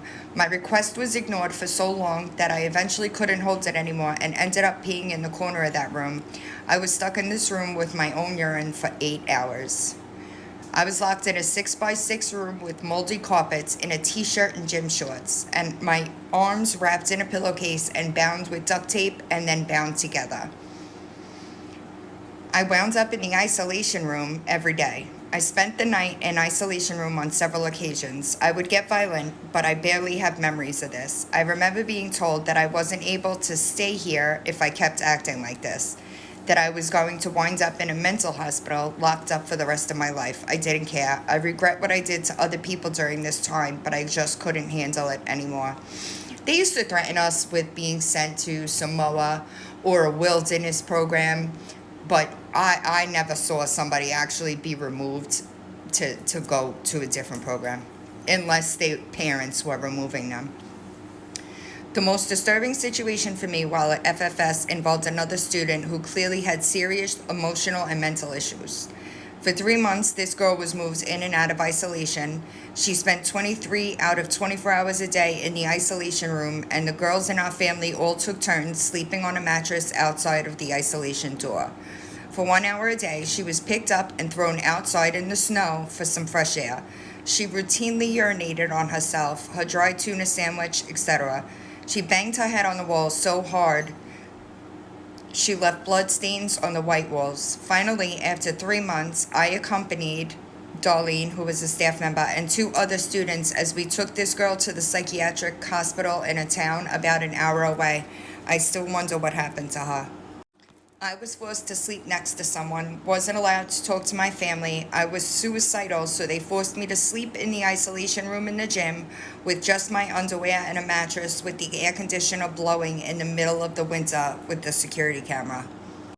So now, if you go back to the beginning of this series where I talked about the 1990 investigation, there was accusations then about the blankets and the duct tape, which was how we were put in isolation my entire stay. I would say maybe it changed once the new building was built. I left before the new school was built. When that new school was built, it was built with 2 isolation rooms in the gym. In the trial, it comes up and they said that we never stayed in isolation for longer than a couple of hours. That's a lie, and you know it. That's a lie. The defense said, pulled a piece of paper that our parents would be charged $150 a night if we were in isolation overnight. Does that mean that it never happens? They tried to say that it was just in between meals. That is a crock of shit, and y'all know it. Y'all know it. My first time in isolation, I was there for 5 days. 5 days. Wrapped in a blanket with duct tape, in a room off the boot closet where we used to change our shoes. How you gonna say that that didn't happen to us? Were you there? Were you there? Ms. Peebles, I don't think you were there. I don't think you have any clue what that place really was. Or maybe you do, because you saw all the evidence and you read all the documents. Did you see the FOIA? Did you see the history of investigations? You just ignore it. I really struggled listening to the defense in this trial because it was really difficult for them to try to twist everything. And I understand that people are entitled to a defense, right? That's what America provides everyone across the board. But I couldn't do it. I couldn't do it. Even in solitary confinement in prison, those people have some type of communication with people. We were just kind of shunned and forced to sit in the isolation room. In the isolation rooms that they built in the gym, they did have cameras. We didn't have cameras. But I'll ask again, where are the videotapes? That's what I want to know. I want to know where the videotapes are, or what they did with the videotapes from when we were being restrained. I'd love to see them. Something tells me they were destroyed long ago. The next section is going to be rough to listen to. And I can't imagine, like, I'm reading this stuff back, and even though I was there and I witnessed it, I cannot imagine speaking to my kids this way. And those are my kids. I can't imagine legitimately trying, that's what they're trying to do, trying to just demolish any kind of self-esteem they had. A lot of us had trauma already, and they just made it so much worse the way they spoke to us. And I could never imagine speaking to a child this way. A lot of times what they did was they knew that you had a specific trauma. There were kids that were adopted, or children that their parents, one of their parents was deceased. If you were sexually assaulted, they used that and threw it in your face. So the verbal and emotional abuse section is going to be difficult. So if you don't want to, just skip ahead about 10 minutes. And again, clear violations of basic human rights. The first testimony that's here, I'm actually going to speak about in its own episode, because it's terrible that to the people, the family of the student that committed suicide while he was there, it's terrible that the staff lied to that family. It is awful that there are kids that witnessed this that are still struggling with that event today. So I'm not going to read that one because it's coming up in a later episode. I was told I was a whore and I had slept around, and there was no way that I was a virgin when I got there. I was appalled at what they said to me. I was repeatedly told that I caused my mother's cancer and father's divorce through my behavior, that I'm a liar, cheat, manipulator, pervert, sinner, sex fiend, callous, and evil. The staff heavily practiced verbal abuse techniques by saying that our parents didn't want us, we would die if we left the school before completing the program, that no one wanted to be friends with us until we conformed, or that we would just kill ourselves with drugs and alcohol until we changed. I watched girls be called sluts and whores over and over for being attractive. I was told I was a scumbag, pervert, loser, annoying, and my mom would be ashamed of me if she was looking down at me in heaven. Honestly, I think those 3 years were the worst of my life. I woke up every day wishing I had died in my sleep. I could relate to that. We were then cursed at, yelled at, and usually teased and told how inadequate and unacceptable our feelings were. I witnessed grotesque amounts of verbal abuse, mainly from staff members. There was one student in my family, a very young girl, only 7th grade at the time, who was routinely and ritualistically humiliated in front of the entire family, including her oldest sister. I was constantly called spoiled and snotty, and my sister and I had to tend to the family's pigs for the entire season. I got that as well. I was called spoiled and snotty because my mom always sent me like really expensive, nice gifts. I saw a girl being forced to dig her own grave outside. They said this would help her realize that she really would be in a grave if she didn't follow the school's recovery plans. Another girl was made to carry cinder blocks up and down the road in January. Another sick sanction was the poverty sanction. This was given to kids that acted too spoiled. Every comfort would be taken away, included bedding. While I was there, several students were made to sleep on the floor with no blankets. Winter months would not exclude you from this section. I was on poverty for a while. They would ridicule people to the point of complete deterioration, make people feel disgusting for desiring to have a relationship with the opposite sex, use scare tactics to manipulate us into submission. All of it was sick. I was abused emotionally and verbally every single day at the FFS for over a year and a half. After a few days, I was brought up and confronted with all of the facts of my fourth step in front of the whole community. I was called a whore, cunt, bitch, prostitute, and easy.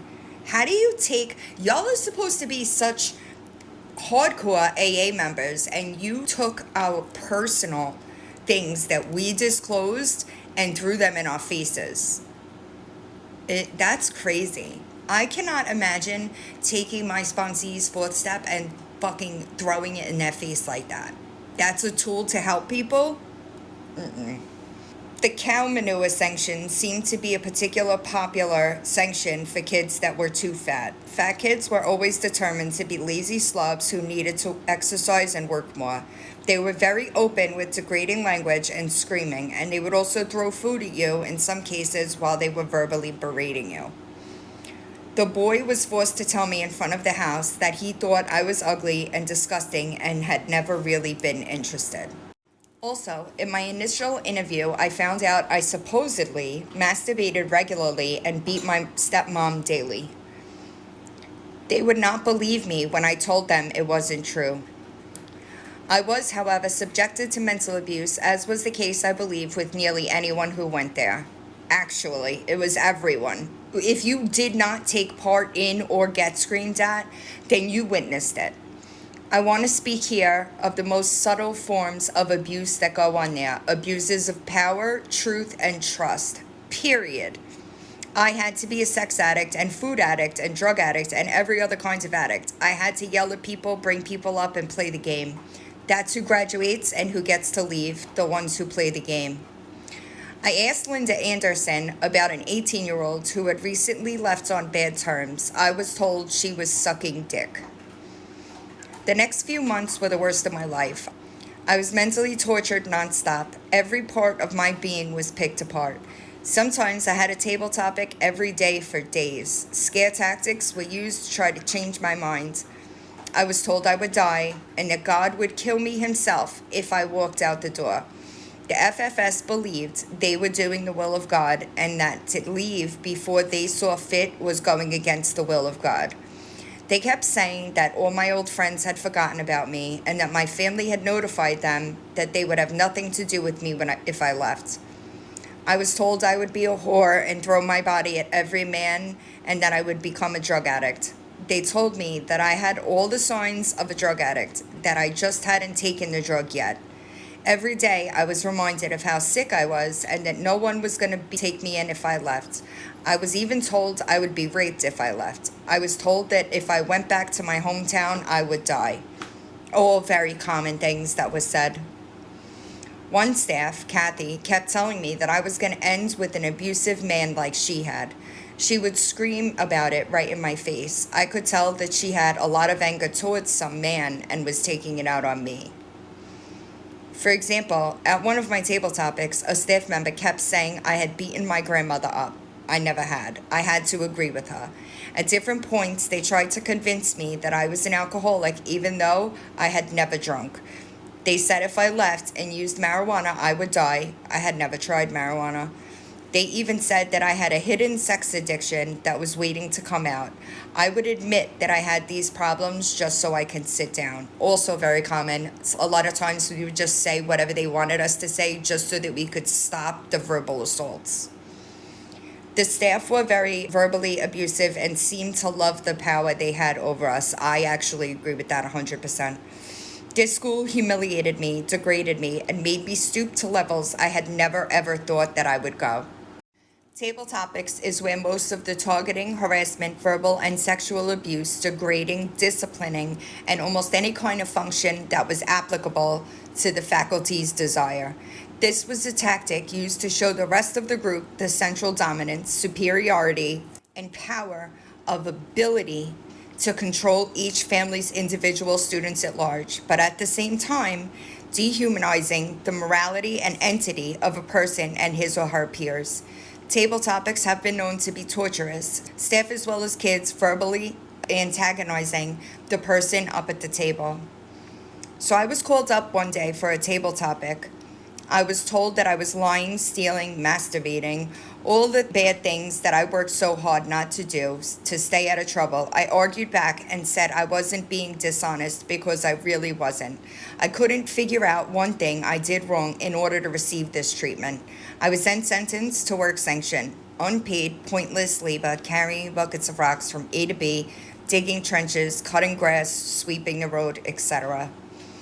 I was humiliated and abused verbally in front of staff and peers. I was yelled at by staff telling me I would grow up to be a rapist or a sexual predator. I was mocked by both students and staff, calling me a homosexual, I'm not going to say that word, and queer. I went through daily verbal torture.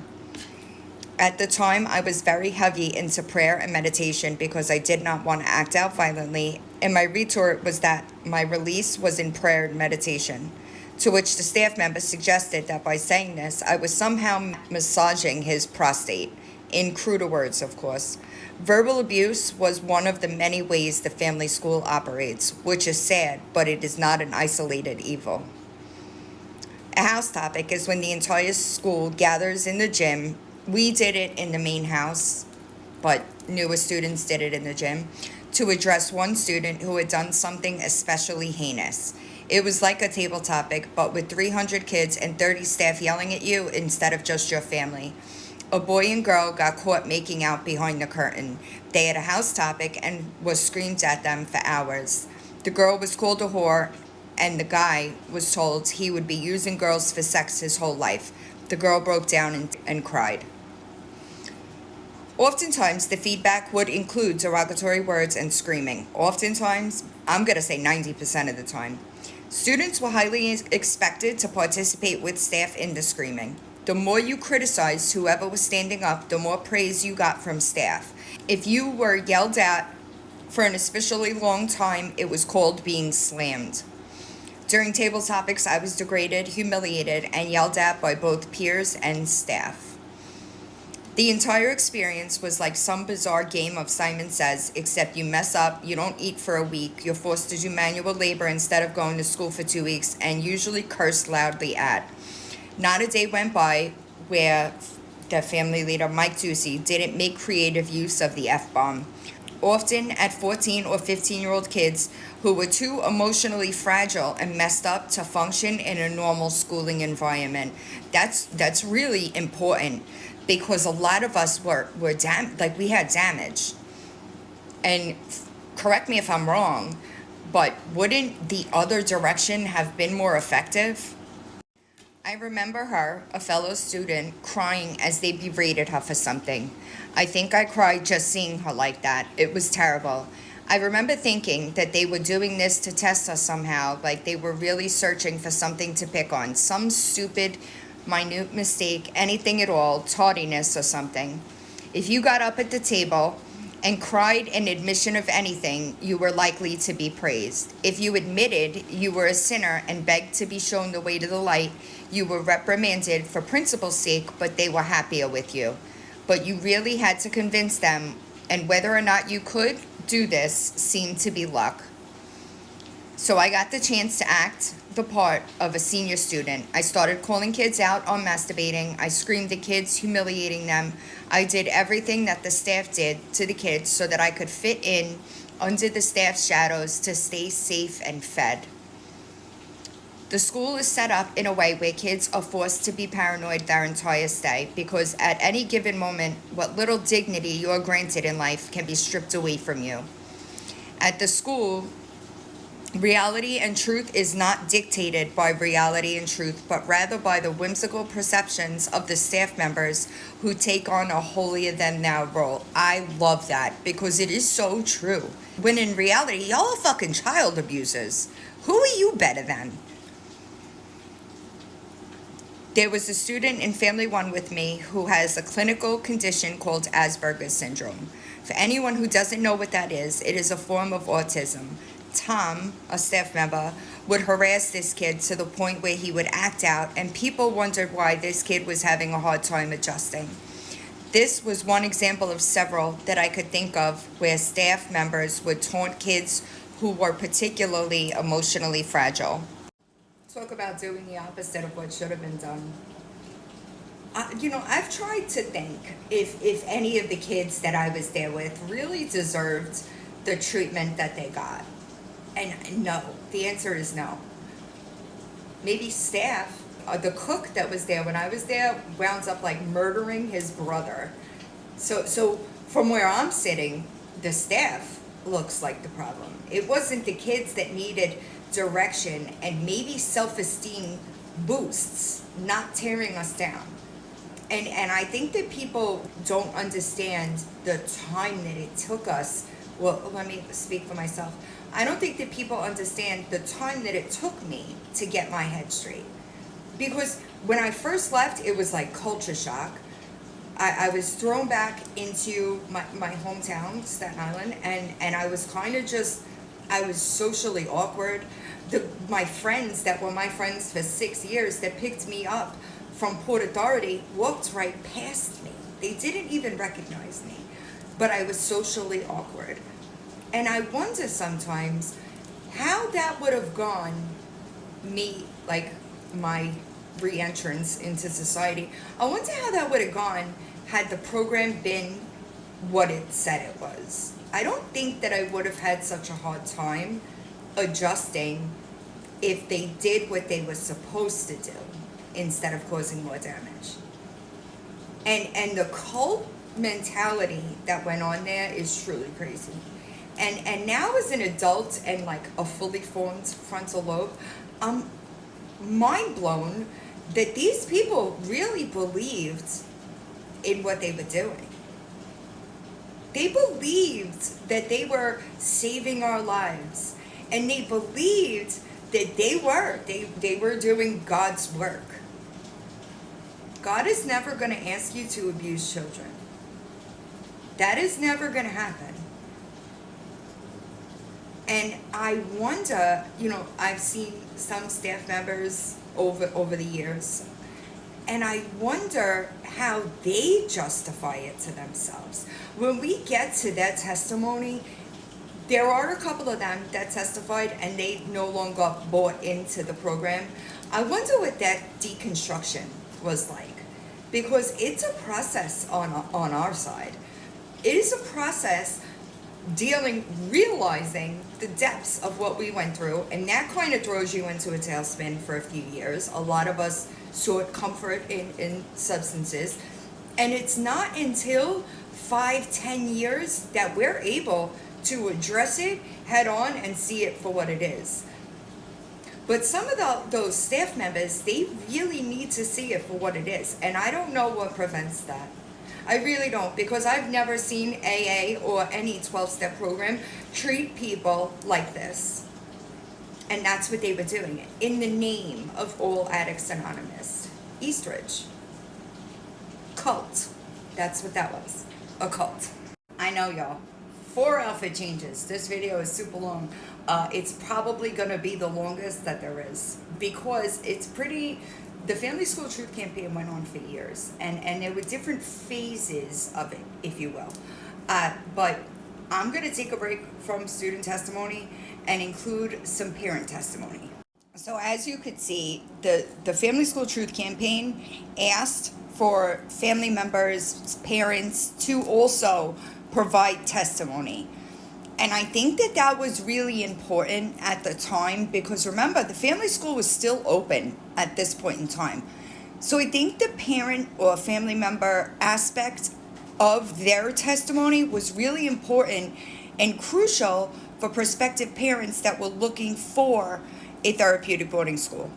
So as you could see, this is a sibling of a survivor, and in her testimony, she says that she was very close to her sister, who was the survivor of the school, and she took that and used it in an advocacy way. Her sister being at the family school and what she witnessed in her sister and the changes made her decide what to do as a profession. I'm imagining that it was a guidance counselor that suggested the family school.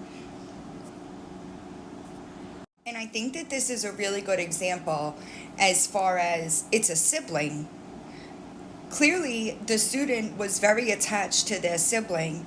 And you see here, she says, I do believe this is a typo, and she means to say, I saw her 3 times, never spoke to her on the phone, and wrote her every day for 3 months until I was told I had to stop writing because her mail was building up and she couldn't read it due to her behavior, which is crazy, right? Because the student, who cares? Let the mail build up.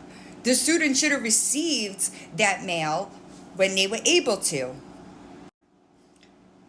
Then it says that the student must have turned 15 while she was at the family. And the family member said, it's going to be so much fun. I bought her a few gifts. I'm imagining it's supposed to say gifts. A few books to help her through her journey, and was so proud of the weight that she lost. Then the call comes. Family blackout. She couldn't see us due to her tantrum. Did they not know? When children have anxiety, it comes out in different ways, and the way to deal with that is counseling and a plan. So no, I don't know if they knew that, but it's certainly not a practice that they took part in. And that seems like a normal situation, right? Any kid that is taken away from and placed into a place like the family school, obviously they're going to have some emotions when it comes to holidays and stuff. People that had specialized certificates in this type of counseling should have been able to understand that. And the way to treat that should have been therapy or open discussions about feeling like that. Instead, the family went the other way. The punishments were heinous, and gifts and letters went unopened for months, some stolen by the staff, like a Tiffany's heart necklace my father sent her for Christmas a year she was unable to see us all. Crazy. Here she states that her sister was a neat freak. What happened to the clutter queen? Not to mention she was nasty about it, and everything had to have its spot. It was a little OCD, but most of all, it was like if she didn't do it, the powers that be will come get her. And I think a lot of us experienced that after the family.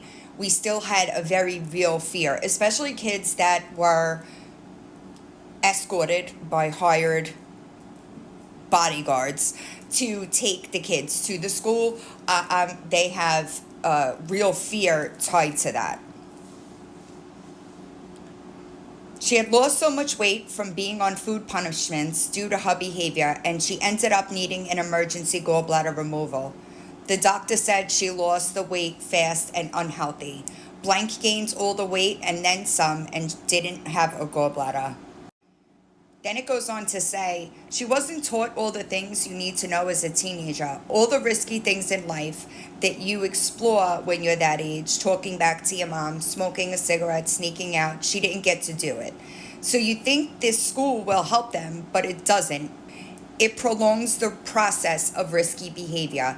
It sets these adolescents up for a disastrous return home, one that leaves them to fend for themselves, I would imagine, and act out in their 20s. It is taking years to recover. She is still in recovery every day. And I think that that's true. I think that for a lot of us, our behaviors weren't all that out of control. So then we get to this family where all of that is suppressed, we're manipulated, we're punished, we're brainwashed. And after we get out, it's like a rubber band effect. Like you try to hold the rubber band back, but then when you let it go, it goes flying. A lot of us did that. You cannot give her, our sister, parents, grandparents, no one, the time that we lost with her back. You cannot erase her memories, although I wish I could. Please get help at your local DSS preventative unit and fight for more community-based preventions. It takes a community to build a person, not a closed-minded, selfish school that profits off the family's misfortune. Take out that second mortgage to finish your backyard and add a meditation garden. Keep saving that college fund. They will get there one day. Talk to your children. Tell them what you're thinking. Go back to therapy. And number one, don't give up and cop out. It's not worth it. You can't get those years back. What the testimonies say about the punishments, if you're reading them and saying no way, yes way. It's all true, not embellished. It's horrible and heinous what they did to these children. Talk about demoralize.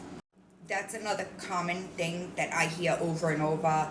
People, parents, cashing out their 401ks, putting a second mortgage on their house. And they're doing this, putting themselves at financial risk. How many parents spent the college fund sending us to these places? And then when the kid gets out and wants to go to college, it's a whole nother process. People were almost losing their homes to provide what they thought was education and what was life-saving treatment to their children while they were being lied to. That's crazy behavior. This is another mother of a student placed in 2003. She was a troubled child who did not have good coping skills. She was in no way evil, but as she entered adolescence and her father and I divorced in a traumatic way, her behaviors intensified into dangerous and life-threatening. That's normal for a kid that is in that type of situation and doesn't have a therapist or some place to get that stuff out in a healthy way. They wind up being more destructive. I was encouraged to spend her college money now or she will never get to college, and enroll her at the FFS. He highly recommended the school and had personal experience with it. I was also a school employee and trusted his opinion. I knew I needed help with her and I couldn't handle it. Everything said in the testimonials I read is true and was my experience as well. The first month was awful and I cried every day.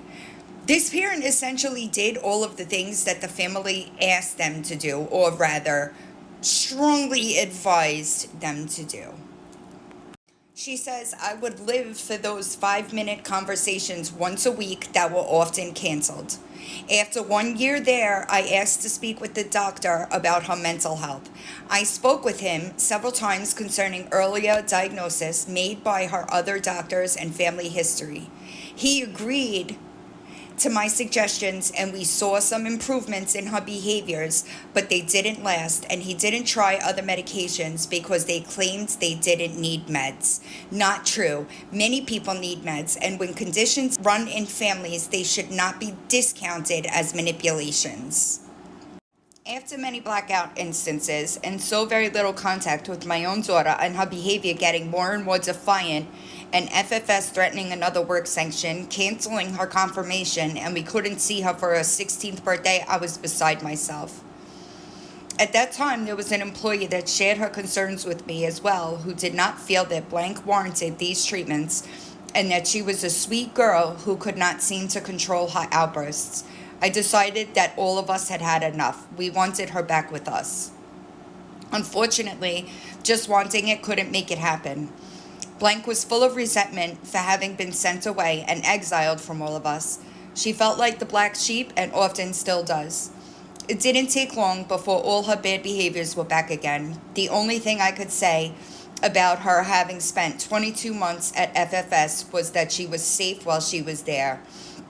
Although she tells me she learned lots of bad things there. 6 months after having her home, I almost remortgaged the house in order to hire an escort service to have her brought back. When I walked away from the family school, quite literally, I walked away, my mother refused to let me come home and begged me to go back.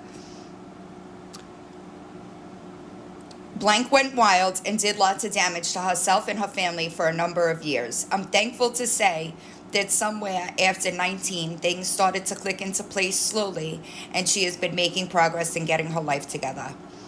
When Blank talks about FFS, she hurts, and because she hurts, it hurts me.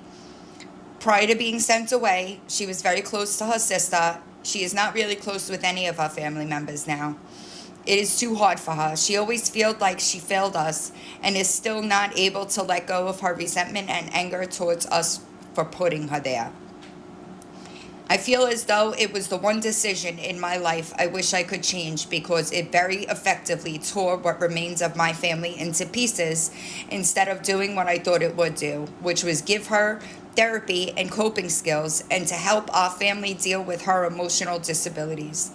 Instead of dealing with her ED, they made them worse and prolonged her recovery as well as ours.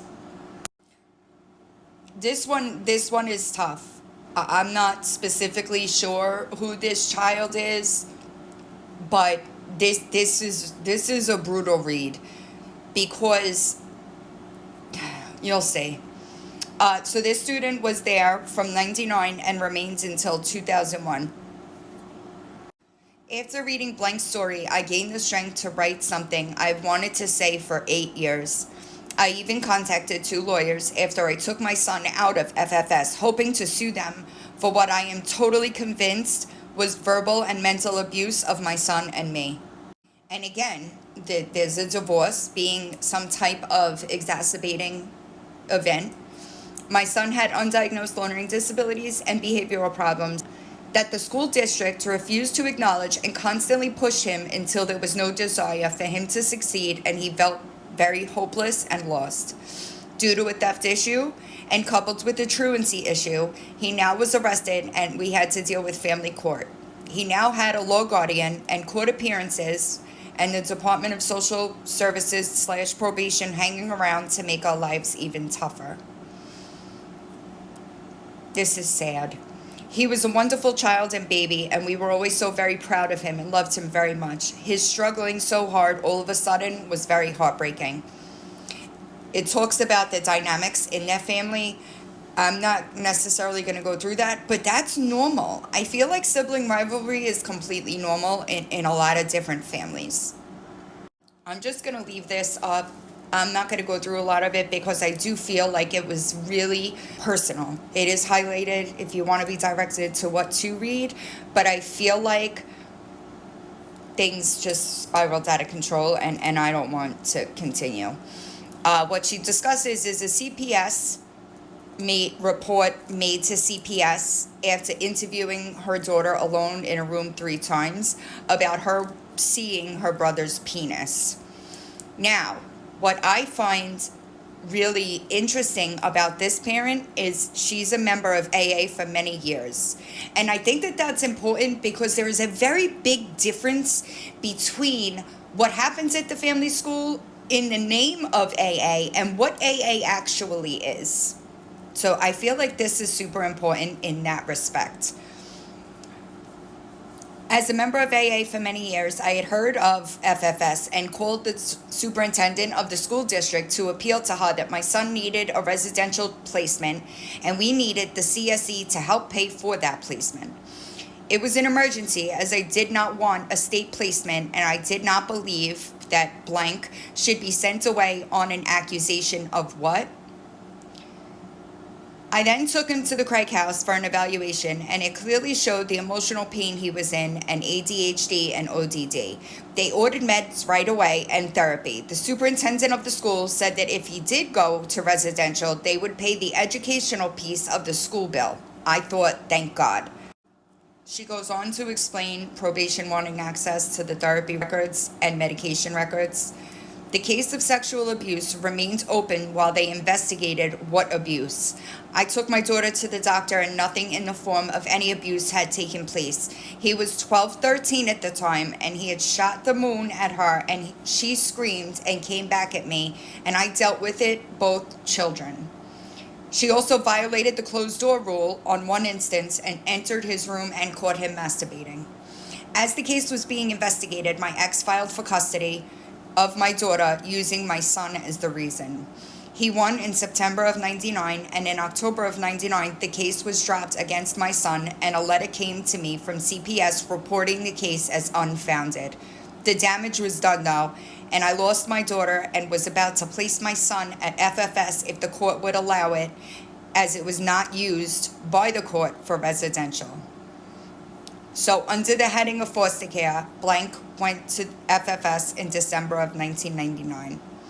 Of course, I visited the school by myself and witnessed many wonderful staff members and students and had a great tour of the facility. I thought the grounds were beautiful and was very moved when I saw the chapel and felt my son would be safe there. I had lunch there and sat at a table with Terry McCarthy, and I liked him very much, and he told me how the school had just instituted a no smoking rule for staff members and how he did not like it and had considered quitting over it, but he didn't want to quit smoking. He later realized that he would be crazy for giving up a job that he loved over cigarettes. Upon enrollment, Bob Runge and Mary Musgrove took care of all the paperwork and made me sign papers, making me responsible for all of the financial issues, even though my ex was there and refused to sign, and I brought court papers showing the foster care clause. Runge said, "You must sign these documents, making you totally responsible, or your son will not be admitted, and we have never received a check from DSS for any child placed here," so I signed. It was Christmas time also, and that made the pain even more intense as I could not see him until after the first parenting gathering in January of 2000. I got to see my son for about 30 minutes, and we both cried the whole time, and he barely said anything to me about how it was going.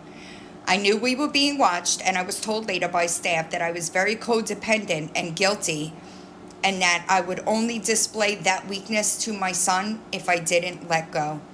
I had better join a group, FA, to get stronger.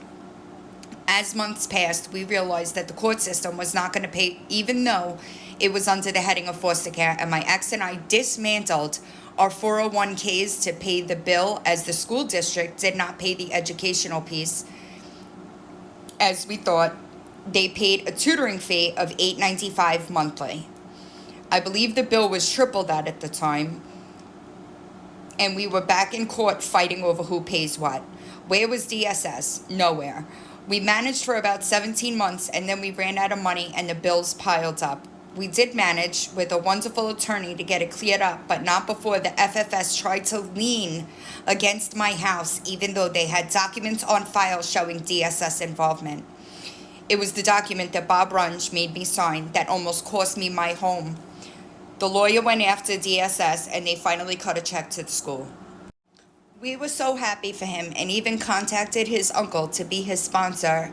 Then all was out the window. I was shocked that anyone could deny someone the sacrament, and I called Father Stephen. He stated that he did not make those rules. The school did, and he had to abide by them. Even my aunt, a sister of Notre Dame, thought it outrageous to deny someone the state of grace. That would never happen on the outside in a real parish.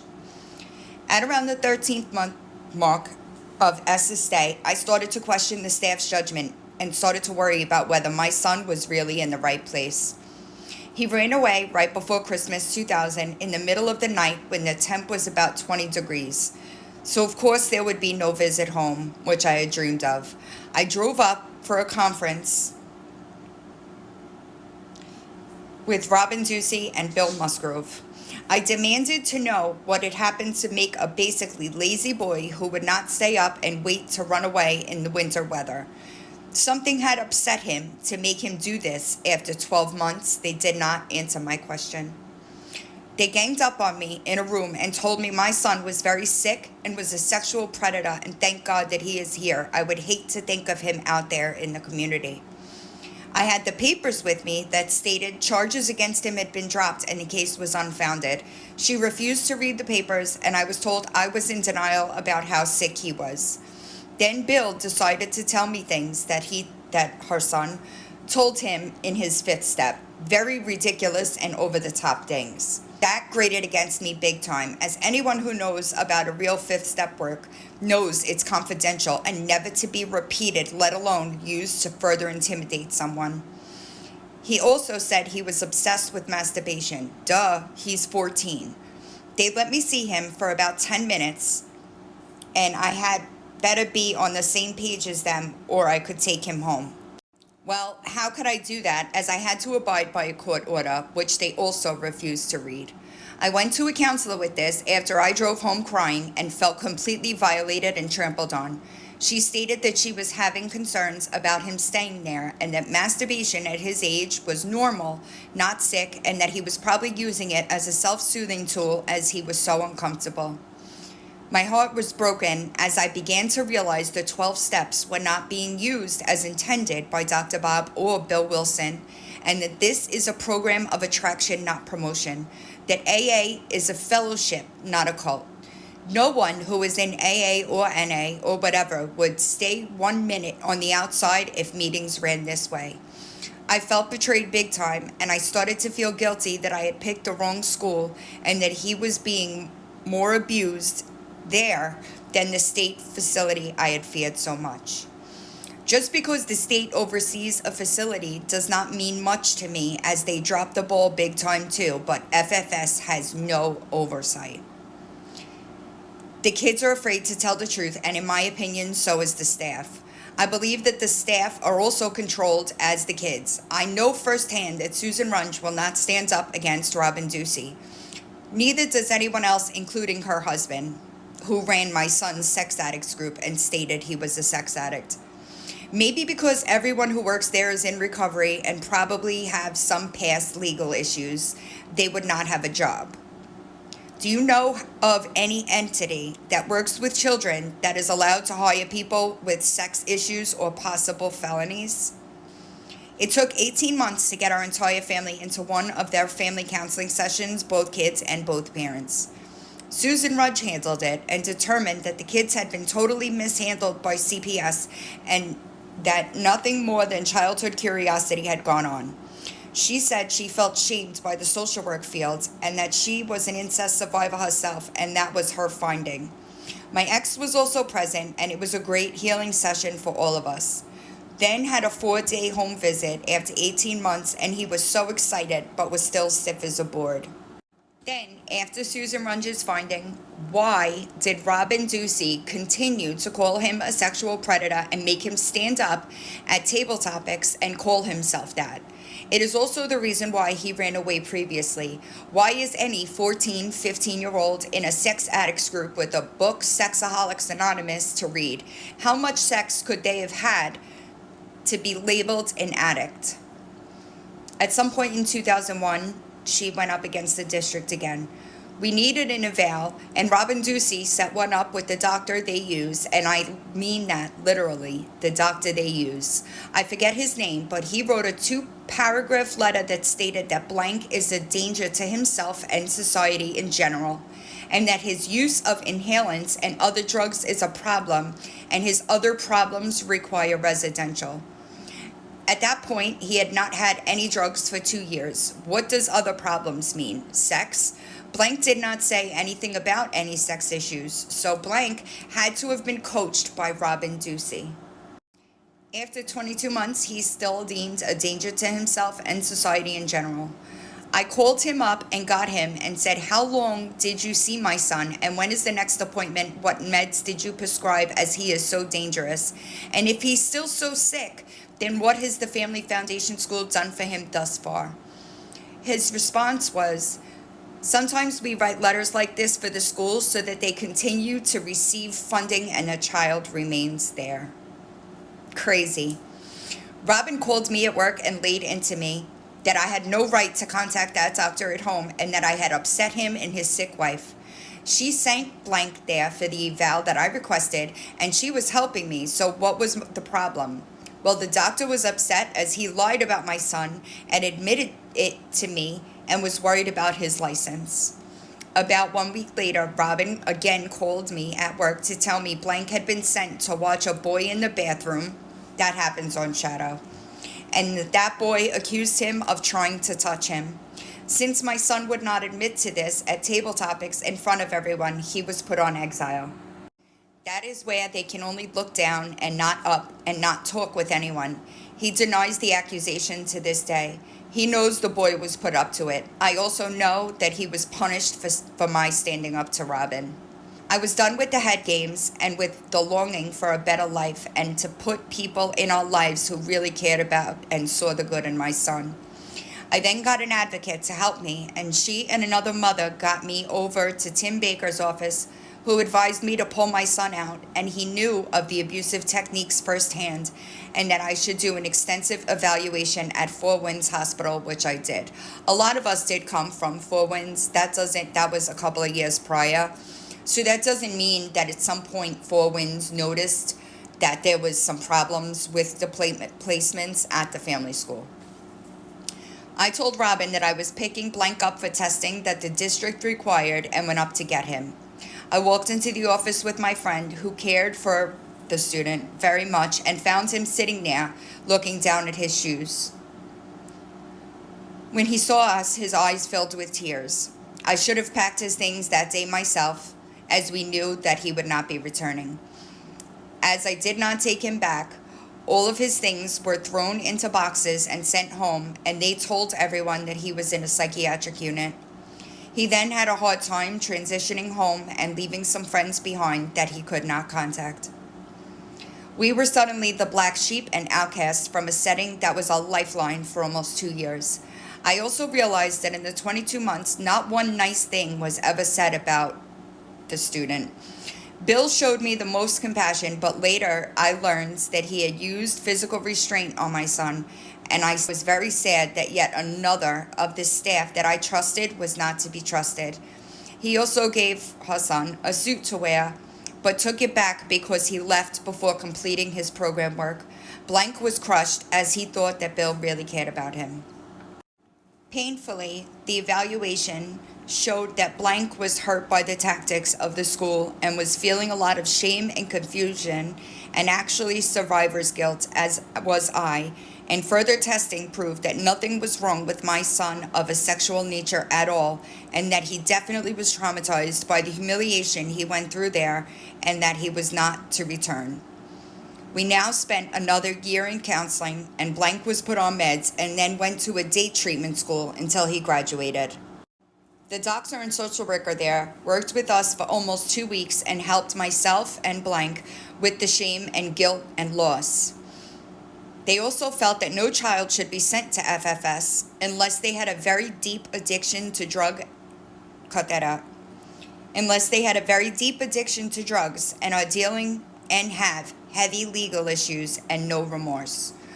Otherwise, many of their tactics are over the top, and the student and also the parent ends up having no rights. It is over the top to use the family as a reward and or punishment, to hold diplomas from students because they are not doing their program work, to withhold the sacraments, to place children in sex addicts groups without their parents' knowledge or permission, with no adequate reason but possibly masturbation. Even if a child has the word rape attached to their file, then the FFS is definitely not the right placement anyhow. My son did way better in school there, but out of fear, not out of love for learning, and he was definitely picked on and made to feel dirty and was constantly being punished, just like always being punished in his homeschool, but with much more insidious consequences. I also would like to know the credentials of the staff members. Why are there no listings on their website of staff, and why are so many family members working there? Self-proclaimed sex addicts in recovery should not be working with kids. Making kids tell on each other and force them to be involved in hammering away at others at table is so intimidating, and how do these poor kids eat with all of this trauma? As a long time ago parent of the FFS, I will admit to long-term trauma and guilt about choosing this school based on my love and belief of 12-step recovery programs. Little did I know that the steps got jammed down one's throat and that I would be manipulated and blown off with program words to keep my opinions down and made to feel in denial and defiant when I questioned them. Even the 12 and 12 Yahoo group will silence you if you become too angry or negative. Every time I had a question or disagreed, then I was not working my own program. Yes, we all need to work our own programs and be parents at the same time and determine the fine line between controlling another human being and supporting them. So difficult, but when I realized that Blank was not getting what I thought would be a beautiful opening to a life filled with self-esteem and inner strength, that all was not done on a loving basis, and that some staff seemed to be cloned as the kids, then I felt very betrayed and guilty about the decision. I'm very grateful that FFS has helped some families. I was always so impressed with the events and plays there and wish that experience had been ours, but it was not. It still breaks my heart, but what I have today with my son is very amazing, as he could have punished me with it and not spoken to me or cut me out of his life. He is someone that I am proud of, even though he has made mistakes since he left there. He did not give up and graduated high school, went to college, and struggled but graduated with an associate's degree in automotive technology. He still struggles with self-esteem and goals, but he is a father now and works towards being a good dad and holding down a job and a relationship. I know he has pain, as I do, about this part of his life. If MSWs were on board, then the mandated reporting issues would be enforced. Stop using the family as reward, punishment, and stop sanctions that are abusive, and the academics should not be interrupted for sanctions. Stop discounting the learning disabilities in some of the children and hire a specialist. Stop punishing kids who have diagnosed learning disabilities. Some are not capable of Regents diplomas. It is not their fault. Actually, Regents diplomas are overrated, and New York is the only state that has it, if I'm not mistaken. Stop diagnosing sex issues with no qualified sex therapist on duty ever. You folks evidently have some serious sex issues of your own that need addressing. Also, standing up at the table, admitting to things publicly is humiliating and serves no purpose but to abuse. And it forces the kids to admit things that are not true just to get you off their backs. Synanon and Straight Inc. were found to be abusive and was shut down, and suits were filed. You are not being overseen by any state entity, as you do not want to jump through their hoops. And you would be cited on many issues and would not have been open as long as you have. This smear campaign, as you call, is long overdue, as the teachings of the school and the sanctions and groups' lack of accountability has gone on for too long. The attitude that you have is that if you could take care of your child at home, you would not have brought them here, is intimidation and manipulation at its best. The therapeutic boarding school and wilderness programs are a huge business, as this generation of children seem to need to be reeled in somehow, but a child nor his family should be taken advantage of based on fear and grief, nor should a child lose his real voice.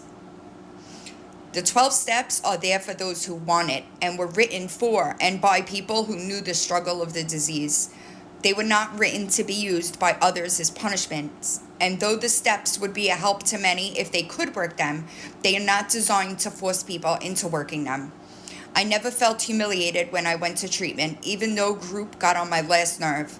I had to face the pain and the denial, and I was built back up immediately. Also, it was pointed out that we are not bad people trying to get good. We are sick people trying to get well. Lastly, belittling young impressionistic kids and their worn-out, overwrought parents does not achieve a healthy view of oneself. You have been playing with people's heads for a long time, and everyone involved deserves kindness and respect. The kids deserve their voice to be heard. To this site and the young people involved, I give you my prayers and hope that this forum serves to hear your own voice and be heard, and know that you are not crazy and you are not liars. This is a move towards healing. You have the right. So this is another parent. I tried to use people that had different points to make, but as you could see, they all have very similar recollections, and their experience with the family is the same.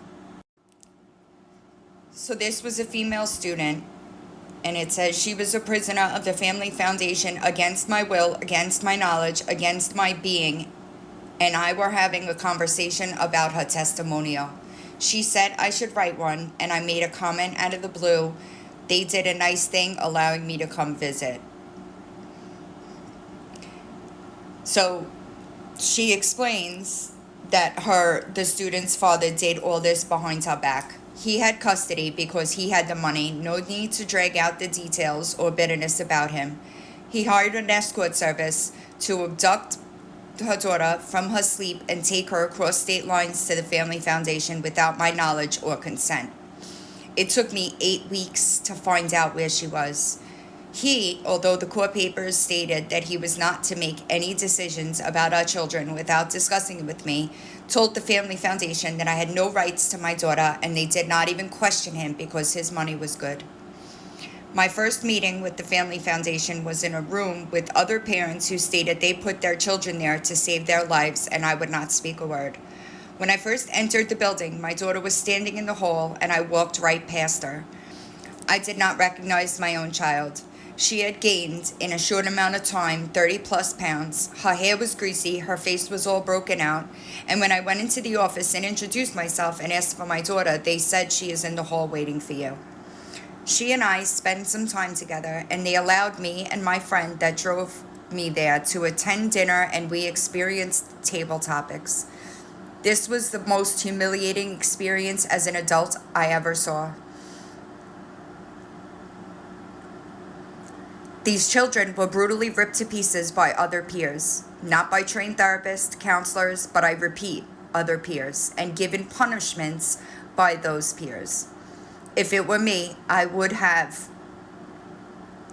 preferred to have stood trial in Salem and worn a big A on my dress.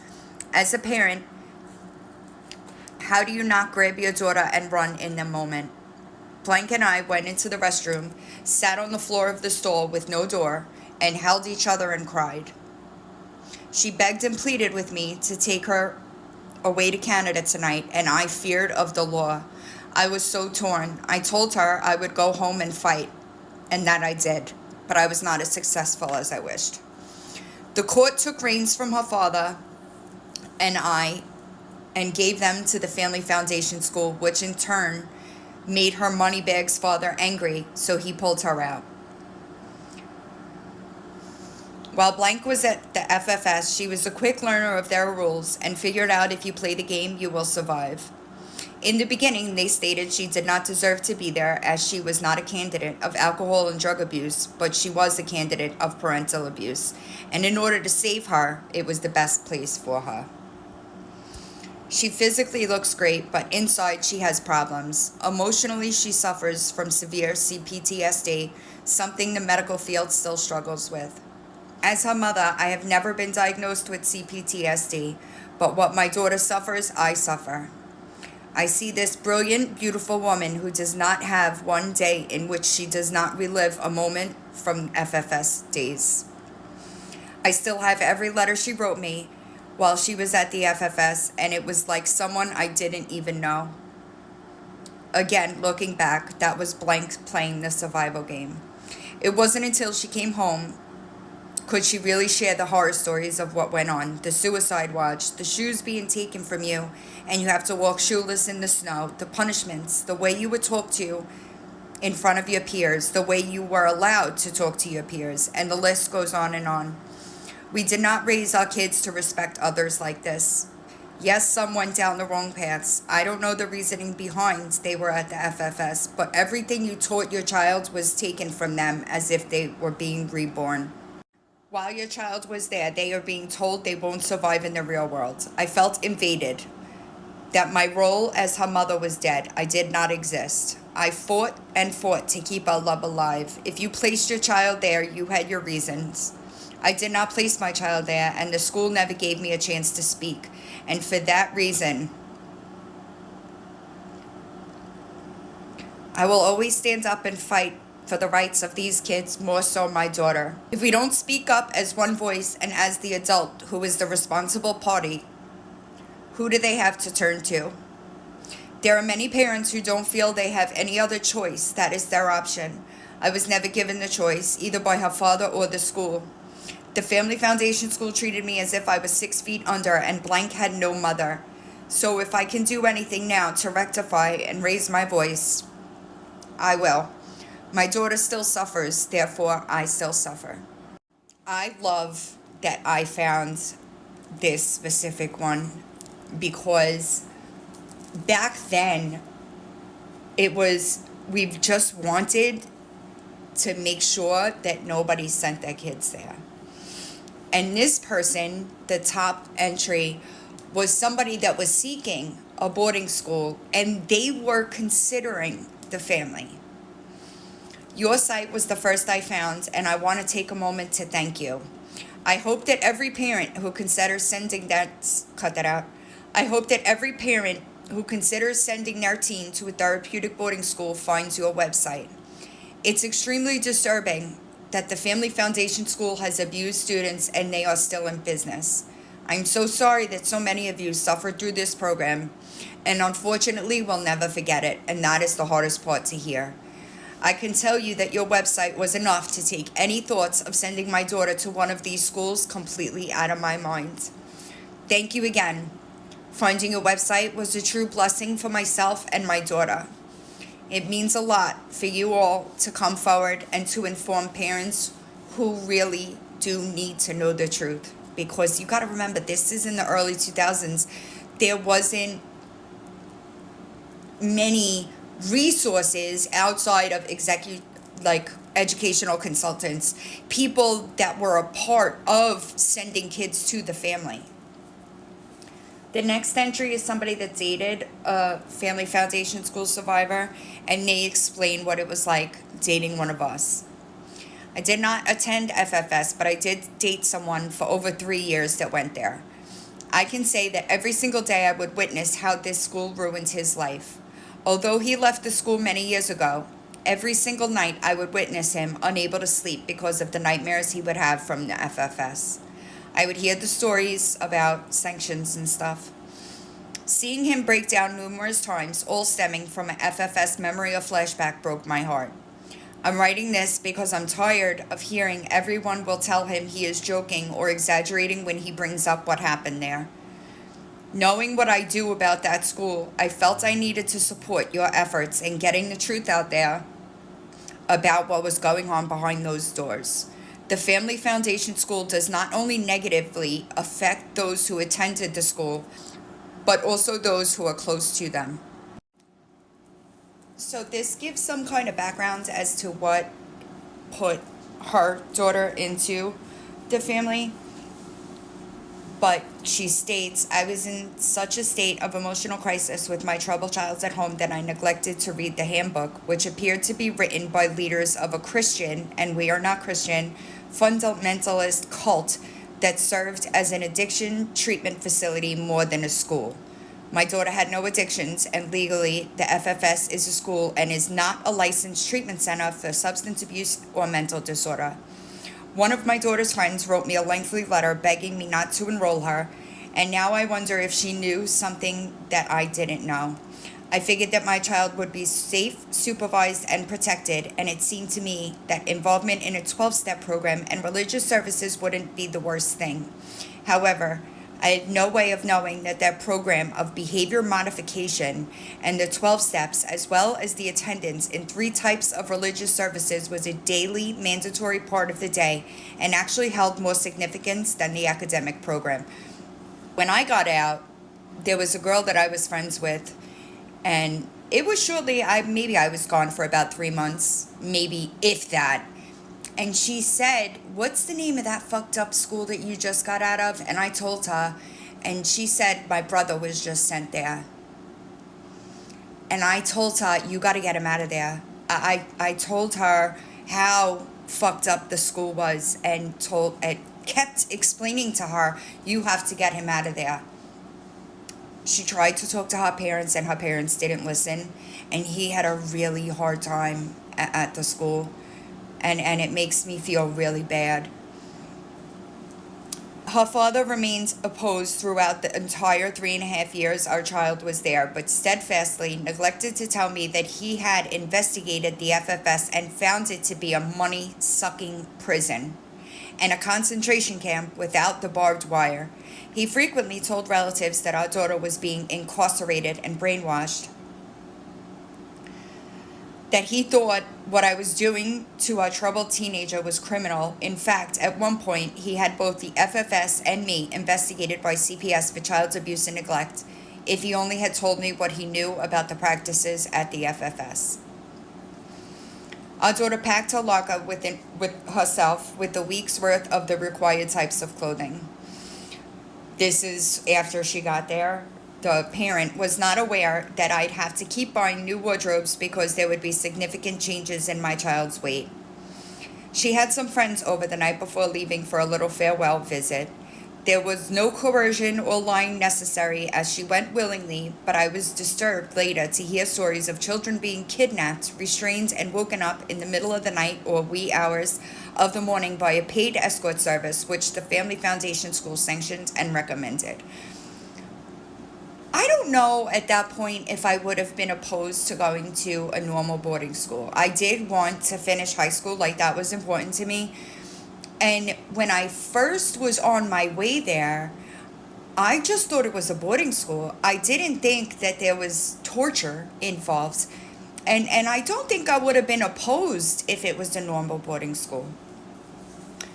I was unemployed and partly disabled, but I chose to empty my bank account and enroll my daughter. My mother helped me pay for the first year. It was $43,000 a year then, plus expenses and fees. And my sister gave me the money to hire a psychiatrist to testify in court that my daughter needed to be at FFS. That makes me so sad, because this is far from the only parent that was in these types of positions, and they spent the money because they believed in the program. I had no idea my daughter was going to be deloused and strip searched. As I was given back items she was forced to leave behind, like pictures of her friends, earrings and other jewelry, anything in her pockets. As I left her in the hall, I was haunted by the look she gave me, which seemed to say, "Why have you forsaken me?"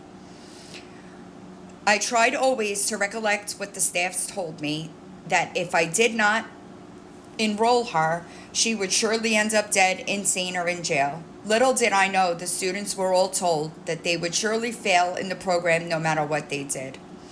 At the numerous meetings I went to religiously, I was comforted and validated by other parents who attended, who turned out to be predominantly FFS parents. Big surprise.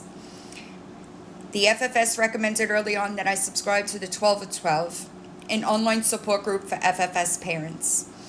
I was trying to be the perfect FFS parents. At the time, I did not know that one of the FFS tools of propaganda for the purpose of brainwashing parents was the 12 and 12 site. On 12 and 12, we were programmed to sneer at those parents who showed up at the school unannounced to withdraw their child. We called them crazy. We parroted all the slogans and expressions used by FFS staff and FA group leaders like Detach with Love and others. People outside of the FFS who did not agree with residential placements were referred to as aliens. We had our own lingo, as well as frequently using the FFS lingo. The FFS staff told us that if our child's lips were moving, they must be lying, and that the students will try to manipulate us at every turn. Meanwhile, they were telling the students that they were at FFS because they abused their parents and we were all addicts and unrepentant criminals. I find it sad that some parents and alumni today remain brainwashed in their unconditional support of the FFS and see no cause to rally to support the rights of youth who need to have a voice in their ethical and humane treatment while enrolled in residential treatment centers and therapeutic boarding schools.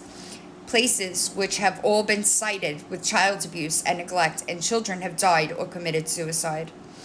I see a disturbing attitude of, since it never affected me personally, I really don't care about the history or past abuses, nor do I care to make the system better for our kids' future. After and during the first month blackout, which is no contact allowed between student and parents, I came to my first family meeting. The parents had a session with the family leader in which we were rehearsed in the ways of the FFS and the rules we must abide by in our homes and at the school. We were made guilty because our home environments and enabling behaviors led to our children getting enrolled at FFS.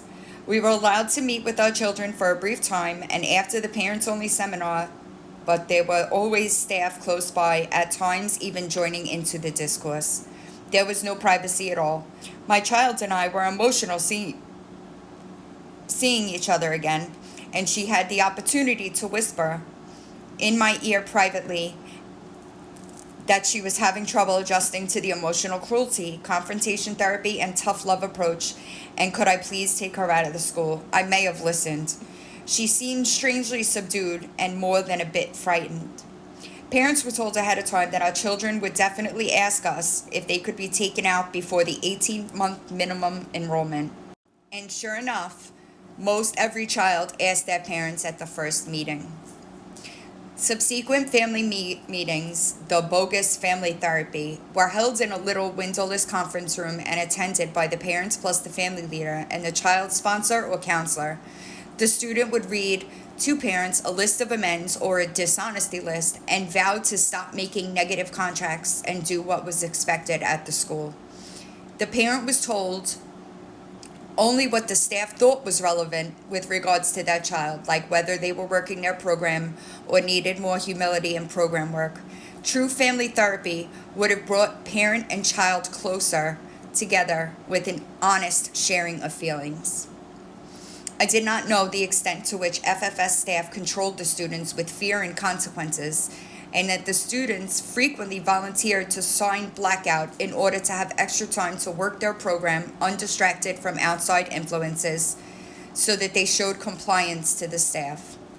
Here I thought the family school would help improve and restore the parent-child bond, when all the while they were breaking apart the bond by replacing relatives with family leaders, sponsors, and peers who were strangers. Parents were encouraged to put their children on extended blackouts of a month or longer to accelerate their progress in the program. Parents were promised to get their children back new and improved after they complete their program. While our kids would greet us warmly on subsequent parent visits and family days, inwardly they were seething with resentment. Whenever the staff noticed this hostility, the student would be punished for being resentful or unrepentant. Crazy making, I say. It was a rite of passage to run away from the school, and many kids, including mine, ran away several times, only to be hunted down by staff and peers in a familiar white van and returned to the school, now losing their shoes, their beds blocked in the trailer by other beds, and they'd receive strict, extended punishments, sanctions. Now Rita Argyros, school owner, trained search and rescue dogs for the purpose of hunting down runaways more efficiently. Rita was the owner's daughter, Mike Argyros' sister. She passed away. Work sanctions, forced labor, were frequently handed out to those students who seemed particularly defiant or who wanted to retain control over their own thoughts.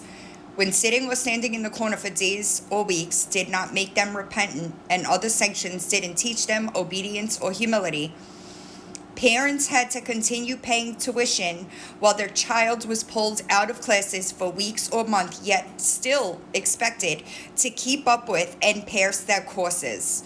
Students only had about an hour each evening to do homework anyway. I did not know back in the day that I was greatly contributing to my daughter's pain by seeking to keep her there till she got her Regents diploma. Concurrently, she was unaware that I was being brainwashed by the school, but she knew that her father was not brainwashed. Again, she was placed squarely in between her parents and their opposing beliefs. I'm ashamed to say how most parents like myself were so successfully and insidiously convinced that the ridiculous sanctions were okay and necessary, that they would teach their kids to straighten up and fly right. Once we had suspicions that they were using mind control, the staff would constantly justify the brainwashing of the children by insisting, and I quote, their dirty little brains could use a good washing. The FFS hidden platform was this: students must admit to having one of the 7 deadly sins at any given time and having an addiction of any sort in order to properly follow the program, and you must lie and make false confessions so that you can work the 12 steps over and over and redeem yourself and be okay with God. If you couldn't think of any addiction to honestly label yourself with, no matter, the staff would assign you a label and give you an addiction to cure yourself of. The dishonesty lists and list of amends forced out of the children were a total joke, yet we were conned into believing them. Our children were forced to lie while being told we were lying, yet we were forced to believe that we were all being honest. If that's not crazy making, I don't know what is. It never occurred to me that the seemingly high level of order and obedience witnessed in the children by parents visiting the school was due to the insidious, rigid indoctrination and the threat of consequences.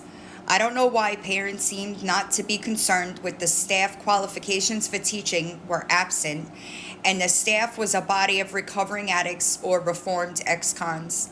The teachers had no licenses to teach, there was no full-time psychiatrist or doctor or registered nurse on staff, and the counselors and therapists administered no real private group or family therapy to the students.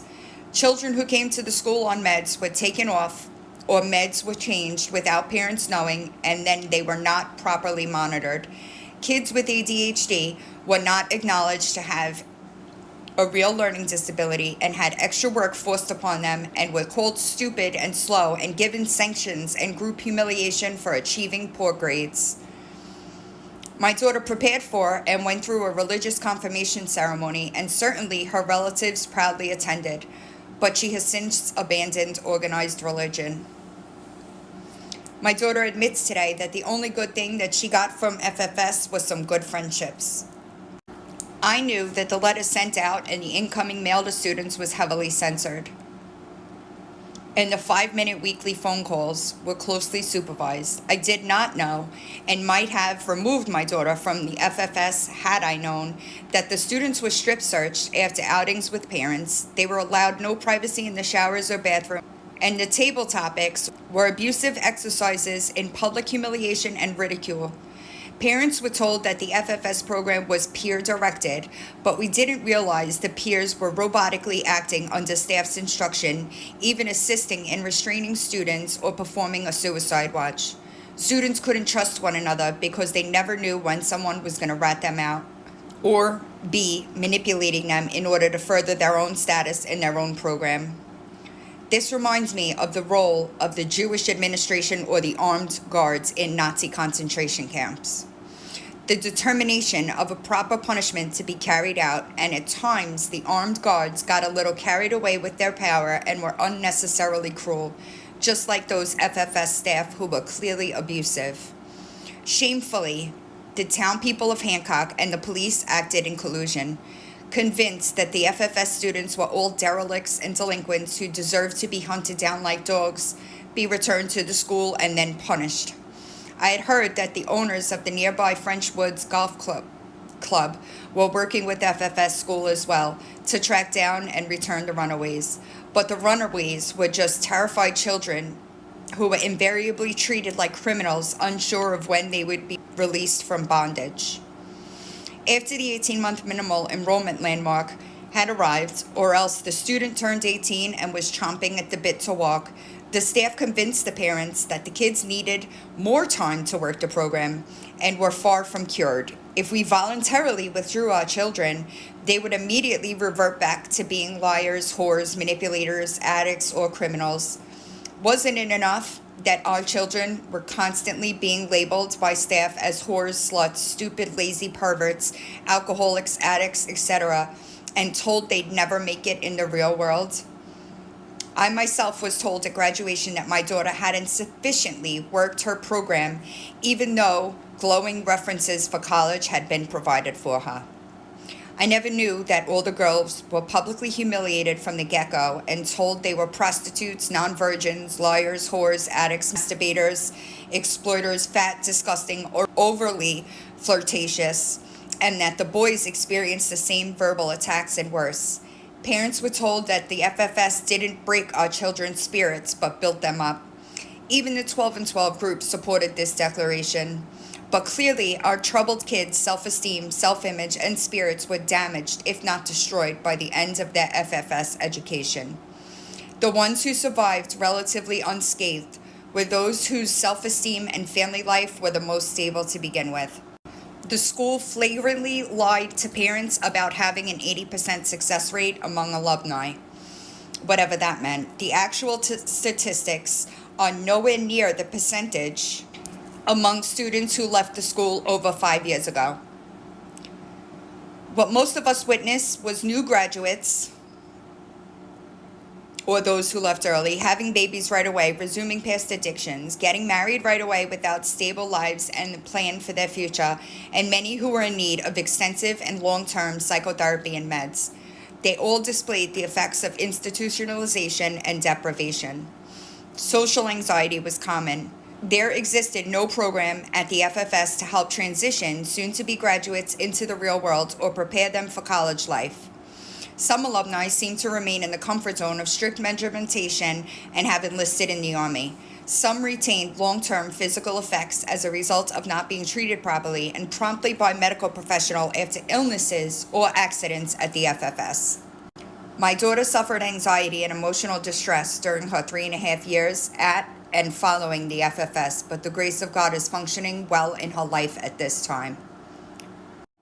To the defensive, paranoid, and secular FFS staff members who have called the disgruntled alumni testimonials a smear campaign, I say that as an involved, loving, and dedicated parent, I believe everything my child has to say post-FFS about her experiences. If indeed the truth shall set ye free, I say to the FFS leaders that our children's truth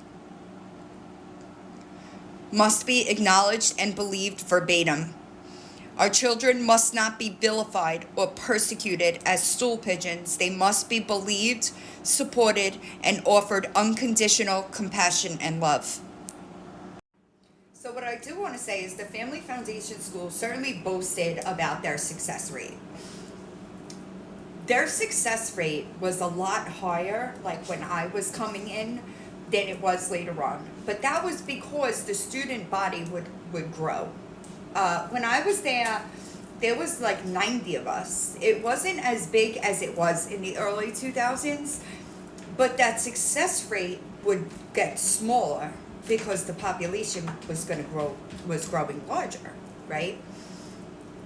When I left the boarding school, my mom refused to take me home.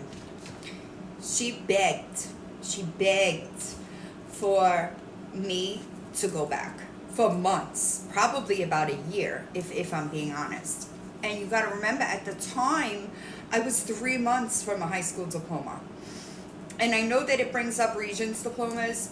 We couldn't just take the Regents. We had to take 3 qualifiers and get above 75, which was way above passing in a normal school, in order to then take that qualifier, the Regents exam. So there was a lot of educational pressure, but I wonder if there was educational pressure to keep us there. I do. I wanted a high school diploma. I wanted to graduate. And I stayed. I stayed through my 18th birthday. I actually have the letter. I'll read it when we get closer to the end. This is the letter that I got faxed. Remember faxes? This letter was faxed to me on my 18th birthday from my mom. And I stayed. I stayed through my 18th birthday, and the next day I got up and I couldn't do it. I couldn't do it. I really struggled a lot leading up to my 18th birthday because I did want to graduate. And when I left, the school held my transcripts over $300. Because I would have gone back to regular high school. I would have enrolled in a regular high school just to get back into school. They kept my transcripts. Therefore, because they were holding my transcript, because my mother had a balance of $300 after giving them damn near or over $100,000, they held my transcripts for $300. So my only option was to go back to high school as a sophomore. I wasn't doing that at 18, so I wound up with a GED. But I'm far from the only student that had to deal with these types of situations. And my mother and I had very open communication regarding the school after the Times article started coming out, and things picked up rather quickly. My mom did an interview right before she was diagnosed with cancer, and I've tried. That interview never ran, And I've tried so hard to get my hands on that footage because it's important to me, and they won't give it to me. So there's that. Even though my mom and I have had these conversations, it's interesting to hear other perspectives, especially from parents that were apparently like high up in the parent community. They even have this idea. And when we were at the trial, one of the moms of the girls was there. And it was really powerful to see the flip.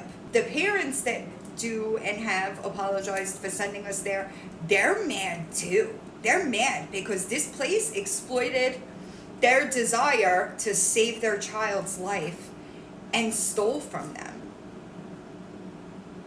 I'd be pissed off too. I truly would be so mad myself. I had different plans for this episode, but I know that it's really long. So I'm going to split it up. I'm going to include some student full testimonials, and then the next episode I will do the family's response to the Family School Truth Campaign. If I don't do that, this episode will be 5 hours, and nobody wants to sit through a 5-hour video. I know that y'all are tired of having me read all this stuff, so I'm not going to read them all. I kind of just want to put them up, give some points. So this student I was there with, I know who this one is, and it says he was a student from 95 to 98. He left the family and went to the Army. I deployed to Iraq 3 times and experienced the horrors of war firsthand. You will see why this is relevant in a second. I do believe that he is still in the military, actually. It really breaks my heart that students that left the family and then went in to live lives that did have more forms of trauma. And he says, what I experienced as we drove closer to the school was far more traumatic than anything I ever went through in the military. I began to shake, my stomach twisted in knots, and I literally felt like the walls were closing in on me. As we drove down the road to the actual facility, I never in my life wanted to turn and run away from something so badly. I've been to war 3 times over and literally stared death in the face, and it paled in comparison to what I felt seeing the family school 12 years later. He then gives specific experiences of what he witnessed. As a matter of fact, hold on a second. I'm almost positive, and this is no dig if you're watching, this is no dig to you at all, but aren't you the one that brought me up when I was there for 3 days and had me put on Blackout with Boys? I'm almost positive it was him, but that stuff doesn't, it's I would never hold that against somebody, and we've obviously talked since then, but I'm almost positive it was him that was with the boy that I was allegedly flirting with, and that's the reason I got put on Blackout with Boys. And I do want to say, number 6 on here, I remember vividly. That student is no longer with us. It's terrible. On number 8, he says, since Paul refused to let me out of the corner until I came forward with the alleged secrets I had, I began to create issues that weren't even there. I was forced to question and doubt everything that I had firmly believed that the family school had taught me. During a one-on-one with Paul, he uncomfortably pushed the issue of my secret having something to do with sexual. For the weeks that followed this incident, when I would pass Paul Gear in the hallway or attempt to speak to him, he would say things like, "Hey," and laugh in my face. Paul makes me sick. He also goes on to say that he never ran away, never had to be restrained, and was never defiant. I received straight A's, went to AA meetings, and thoroughly followed the program. I believed that I was an alcoholic, even though he'd only drank twice and smoked marijuana once. I was a shining example of a success story of what the family school was. Despite my short adjustment period when I first came to the school and the incident listed above, my performance there was stellar. Yet after 2.5 years, when I asked to go home, Robert Ducey told my mother that I was not ready. Really? After nearly 3 years at the FFS and following the program to the T, all it took was 3 days for me to go from not ready to ready. Or did Robin lie to my mother about me and show preferential treatment to my father because he followed the program? After leaving the family school, sure, I was sober and remained that way for 1.5 years, but I had no idea how to relate to other kids, have conversations with the opposite sex, or just be a normal teenager. I felt as though I was walking around with a pink gorilla on my back and everyone could see it. I was robbed of the ability and experience of being a normal kid. I am an extremely successful adult today, and I attribute none of it to the family school. Rather, I believe that this facility simply masked the real issues by turning me into a robot who truly believed in a disease and that this boogeyman would surely lead to my death if I drank again. I was taught that I was addicted to virtually anything, even though I had barely experienced any of these things, and without the program, the only options were jail or death. Neither of those options obviously ever became a reality. To the parents, please do your research before sending your kid here. I've seen how they manipulate the parents. The success rate is extremely low, and your money is being used to build beautiful houses for ex-social deviants on school's grounds. The profits from tuition are most definitely not going to safe and adequate dormitories or healthy food for the kids. I'm not saying that the FFS can't help kids, but be aware that based on history, your child will most likely relapse even worse than before. I would like to add one caveat to what I said. Terry McCarthy and Susan Runge, in my experience, were some of the few who had the best of intentions. Some may not agree with me, but it is my opinion that these individuals actually cared for and tried to help a lot of young people. I used to believe that. I used to believe that some of them had good intentions, but there were both sides. Some were genuinely evil, sadistic, and they got off on the power and authority that they had over broken children. I used to believe that some of them had good intentions, and Susan was one of the ones that I did believe in. She's one of the staff members that has apologized to me. But after reading the note that she wrote to the judge asking for leniency, I don't know that I believe that anymore.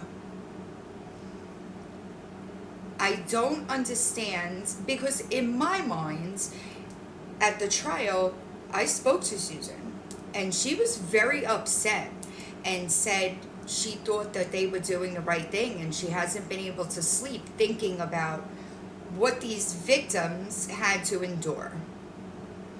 But then she turned around and wrote a statement for leniency.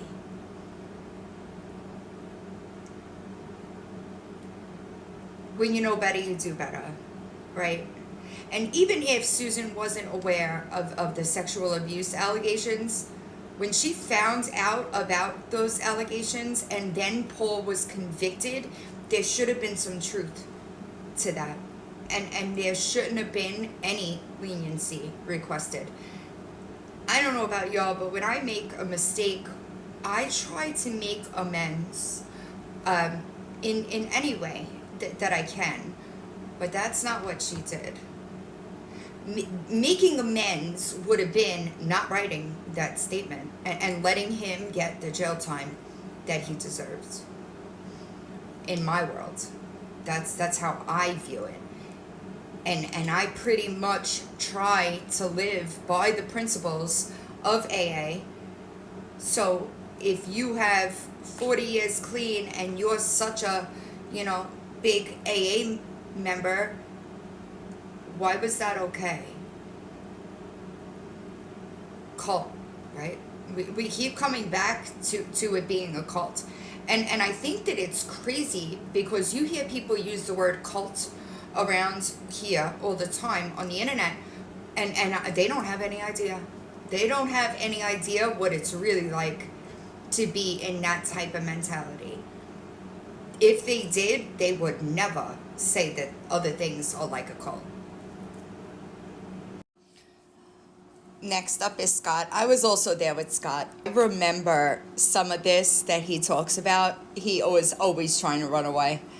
But he was sent there because I was told I was a drug addict, and because I was a spoiled brat and all my friends were drug dealers. Many of the peers who were already there when I got there were already convinced that they were addicts of the hopeless variety and that they were nothing without the family school. For the first couple of days I was there, I was surrounded with older boys constantly telling me how horrible and how sick I was, and none of them even knew a thing about me. He discusses running away, and he says, after I was put in the corner, my shoes were taken away, and I was then put on shadow, which is when another student must be with you at all times, and you cannot go anywhere, do anything, or even in some cases say anything, unless that other person allowed it. And that other person just happened to be an unqualified student just like me. I was on shadow for 8 months. I was abused emotionally and verbally every single day at FFS for over a year and a half.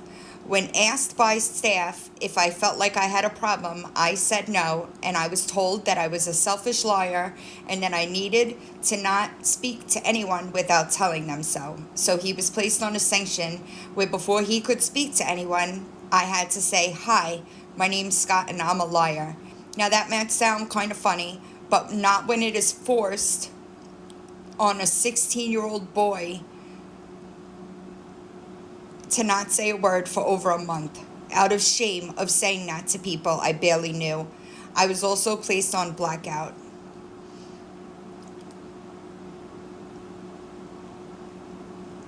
I was forced to work the 12 steps of Alcoholics Anonymous, a program which is and always has been voluntary.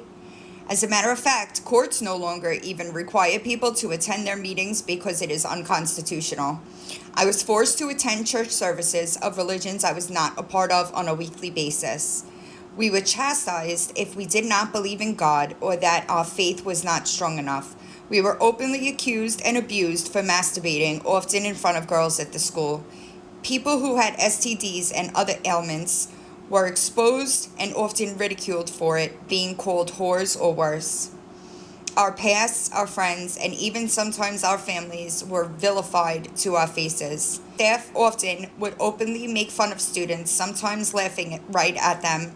Before placing them in the corner or worse, I watched friends of mine get wrapped in a blanket, tied up with duct tape, and put in a room with no window and only one door for days at a time, not even being released to use a bathroom or to eat. Shortly after my arrival, I was brought up to the table and asked if I would work the steps. I said no because I didn't feel I needed them. I was placed in the corner until I would agree to work the steps. I sat in the corner for 20 days straight. I ran away 8 times from the family school, each time getting further and each time receiving worse consequences from the staff. I had made plans to run away my 7th time, this time with another student. This student got cold feet the night we were supposed to leave and told staff on me. I was yanked out of church and brought to a staff member named Phil.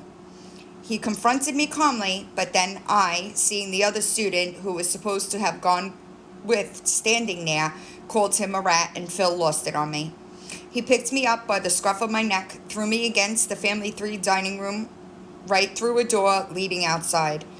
He followed me out, smacked me again, then kicked me down the back stairs. I got up and ran, but this man, this staff member charged with taking care of minor children, followed me into my dorm, into my room, picked me up again and threw me on the bed, then ripped my coat in half. Now, as far as I'm aware, this incident was isolated in the physical abuse aspect, but nonetheless was pretty serious.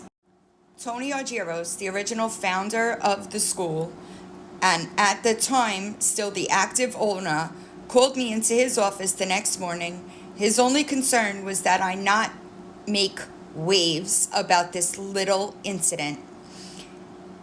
Now, Phil, the staff member who had assaulted me, was one of my favorite people up there, so I decided to let it go. But just the fact that Tony was less concerned about my safety and more concerned that I might make waves was enough for me. After this incident, I was determined to get out, and I finally did. That June, I was given a visit off property with my parents. We went to a movie in Binghamton. I wasted no time finding a payphone and calling one of my negative old friends. It was all a setup. And on that following Tuesday at 2 p.m., my old friends drove onto FFS with the goal of breaking me free. I saw them through the window, ran outside, and literally jumped through the door, with staff members right behind us. Staff chased us into town and at a light tried to grab me through the window of the car, but we got away from him and far away from the school. It didn't last long. My father found me and brought me right back to the school. After this, things changed for me. I realized that in order to at least have some measure of comfort, I had to become positive. Pretend to profess the doctrine of the FFS. I started participating in table topics, berating my fellow students the same way that I was berated. This is a sick system. Giving children the power to abuse others after having been abused themselves is a vicious and dangerous cycle. I started kissing up to the staff, and in return, I was given responsibility and took a lot of the focus off myself. Many of these staff members could have been patients in a psych hospital, and Tony Argyros, the founder, was no exception. I read this in another one, so I'm not gonna go into it. The man sounded crazy, much less how aggressive and wild his mannerisms were. That's so true. That's so true. And this was the founder, the man from whom all of the original ideas came. Some staff were downright wrong. Paul Gear, a man who was an admitted sex addict, chronic masturbator, and just about every other nasty thing that should not be discussed with minors, and was still a staff member there. So remember that when these were written, the family was still open. Not only that, but the man owns a house directly in the center of the property. He has been the focus of several allegations of child abuse, sexual molestation, and pedophilia, yet he still remains, has direct contact and sole custody of minor children, and teaches and counsels them. Finally, after a grueling year and a half, I graduated and was released from the school. I've had my ups and downs since, and for a long time, I blamed my hardships on the school. They in no way prepare you for life in the real world, just the opposite. I had poor social skills, had no real clue how to talk to girls, and what's worse, I was saddled with this ridiculous label of addict as an 18-year-old boy. I was still a kid. I've grown a lot since then. I realize I can't necessarily blame the school for my hardships in life, but they certainly didn't help. You've probably heard it said before, but I literally have nightmares still to this day about that place. A doctrine of deliberate abuse, the philosophy of breaking one down and building them back up. It's not a new concept, but the family school abused it just like they abused us. They were, for the most part, still are free to do as they please without hardly any oversight. How is it possible that a school which treats their students daily with behavior modification of the most severe type cannot keep treatment records? How is it possible that over 200 minors have absolutely no contact with child services or any other agency to protect them against potential abusers? How is it possible that this place claims to have helped those they derided, abused, made fun of, picked apart, harassed, maligned, shamed, and embarrassed continuously for years? My name is Scott. I'm nobody special, but I'm a human, and I was an innocent kid, while maybe not the best behaved, was still full of wonder at the wide world in front of him. The Family Foundation School killed that innocence. Granted, I would not be who I am if not for them. I am certainly tougher because of it. Amen. But just because there happen to be good outcomes does not justify their methods. The family school continues to abuse children. They continue to lie to parents, the government, and the community, and they continue to think they are doing what these kids really need. Are they?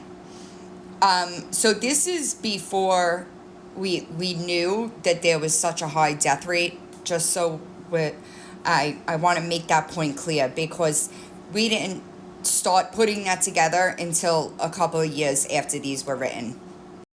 I was also there with this student. His name's Neil. Um, and it's weird reading his testimony because I could be there with somebody and not know details about them because I wasn't allowed to talk to boys. But he talks a little bit about how he got there.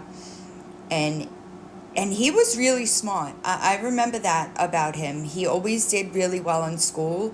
And for kids that are exceptionally smart, when they're not being challenged in a school, they act out. That's just how it goes. I don't see that as something not normal. That's something that a school should be able to recognize. But he said that he started having some issues, and these problems would lead to acting out of boredom and handling my frustration in an inappropriate manner, such as temper tantrums, screaming and yelling, or pushing the envelope on the rules.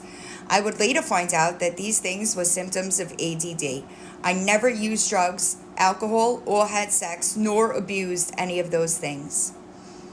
The emotional problems and their manifestations eventually led to my parents to file a PINS petition in family court. It's persons in need of supervision in New York. We went through this process, but since the problems were not a choice, I could not choose to change them. The petition was eventually discharged, but my parents decided to investigate residential schooling and treatment. Despite occasional disciplinary issues, these are the kinds of kids that a lot of us were, and struggled socially and emotionally. My academics were acceptable. I had a steady girlfriend, and I was moving forward and exploring a career path, including being included in a special engineering class for the next year. My summer seemed relatively normal until the beginning of August, when my parents told me I would be going to another school, a boarding school, for my junior year. I would later find out that my psychiatrist, Dr. Fraz, the medical doctor at the Family Foundation School, had recommended it. I was shocked and disappointed, but figured it would be something during the week and then I would still have my weekends. My intake is a blur to me. They took my address book, an encouraging note from my girlfriend. 2 students kept telling me how harmful these things were to me and how I was there until they said I could leave. The first staff I met was Bob, who simply told me to say goodbye to my family and that I would be there for a very long time. Bob was a very big man. Bob is actually Susan's husband. Something was very wrong here. I just remember wanting to chase my parents as they drove off. I got up, led up the stairs to dinner, 75 people stacked by gender, and me, simply scared. They had a table topic, which I immediately learned several served little purpose than to demean the subject and those that participated in it. After the better part of the meal was spent blasting the poor soul for some offense or another, I was asked to introduce myself. There was a study hall after dinner, but since I wasn't in classes yet, I was taken to meet my sponsor. I actually feel lucky I got who I did because he never labeled me. But that evening, he explained how things worked. That I was cut off from my parents for a couple of months. My friends were forbidden, each item more alarm sounding inside me. So his first dorm was in the main building. The 3rd floor of the original building is what he's explaining. And he says that the back stairwell and the windows were nailed shut. That's crazy. It's also a fire hazard. Quite frankly, it was a death trap. As we went to bed, a peculiar creature emerged from an apartment next to our door. I would later endure 15 months of Paul in Family One and learn in vivid detail of his sex addiction, but now here he was, separated from us by a 3-inch wall. Within a week, my escape attempts began. Some sneaky, some blatant daylight dashes for freedom, and each one the punishments grew. I was told I was escaping to get high. What? I didn't even know what pot looked like. Then I fought the punishments. I slept in only to be dragged by the ankles down a flight of stairs and thrown into a snowbank in nothing more than boxers and my initialed socks. Or I'd verbally refuse and find myself in the corner or duct tape in a blanket until I surrendered. Soon, my survival instinct became a panic, and I began punishing myself to get out. I would hide in a tiny crawl space for days on end to avoid dealing with the staff or students.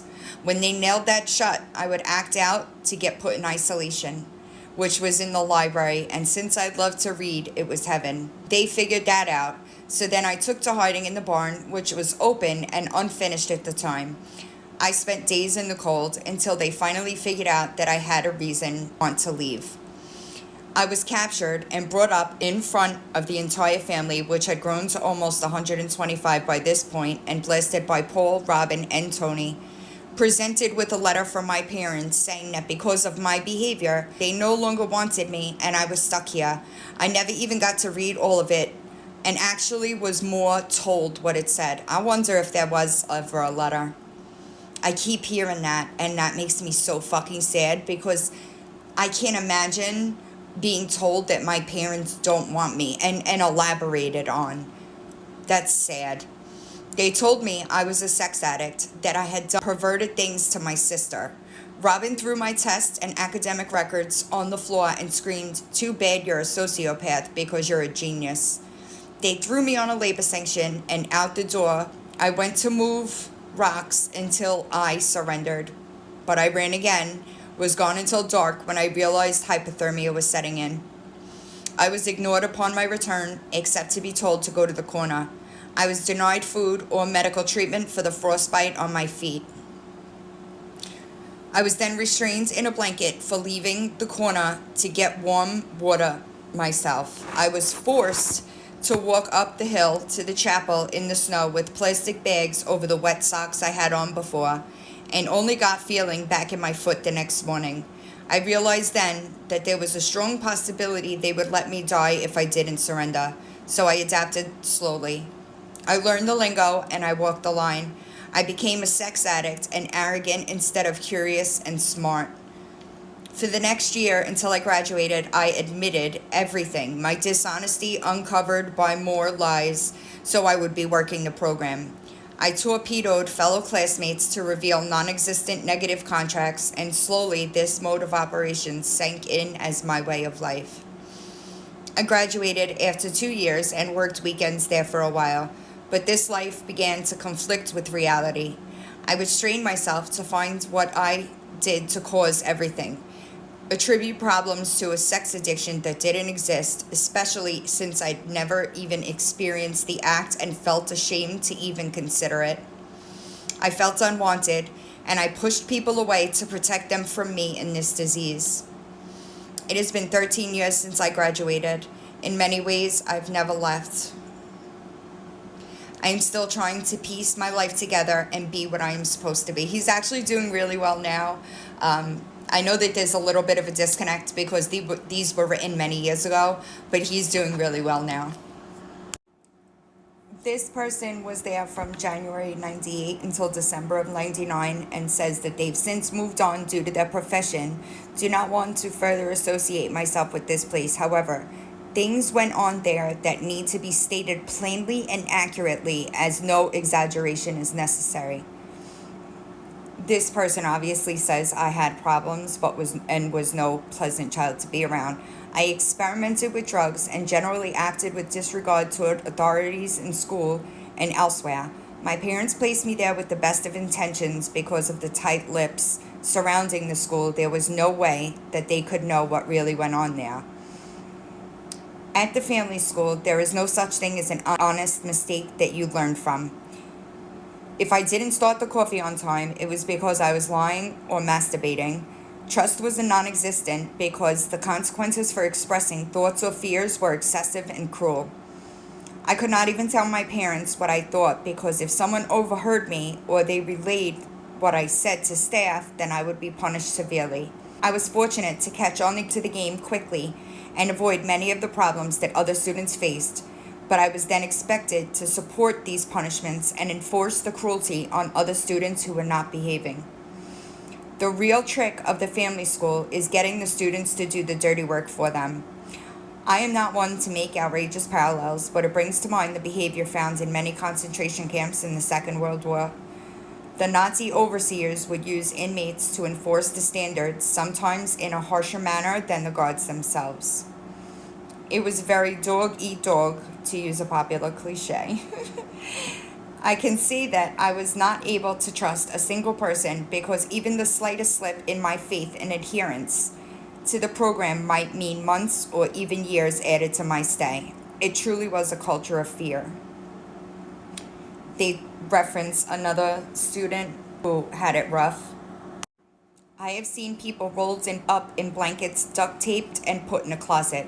As a matter of fact, I have stayed up all night with staff checking on them every few hours. I've had sore throats, probably due to the mold in the trailers that we lived in, and had meals backlogged for days that I had to eat cold in order to get a hot one. I was there when we scrubbed floors with our toothbrushes, and I've seen girls screamed at in cold wars in front of upwards of 30 people. I think that it is more than a coincidence that I have had more friends from that school die in tragic events than from any other group I can identify. The family school uses a systematic approach of intimidating and manipulating young students into believing that they are worthless addicts. The result is that they either play the game and trust no one, develop some sort of Stockholm effect, or carry the weight of those tragic years in silence because there was no outlet. I am writing this because there can be no doubt of the abuse that has gone on there over the years. Furthermore, anyone who says that anything I or other alumni have listed as a lie needs to meet with some of us face to face. Specifically, people like Paul Gear and Tom Wood, as well as Tony and Mike Argyros, need to face the music for the wrong they have done. Why would all of us conspire against them if there was no real and deep felt reason? I would like to summarize with a popular phrase that was often told to people that felt that they were not addicts, but were told repeatedly that they were. If one person tells you that you're a duck, ignore it. If two people tell you that you're a duck, think about it. If three people call you a duck, start quacking. Time to start quacking, family school. I'm going to add a couple more, but I'm not going to read for the sake of saving y'all some time. This video is super long and I apologize. I never thought that it would be this long. I thought that I would be able to also include the family's response, but I'm separating it for another video. A lot of them are from different eras. We were all there at separate times.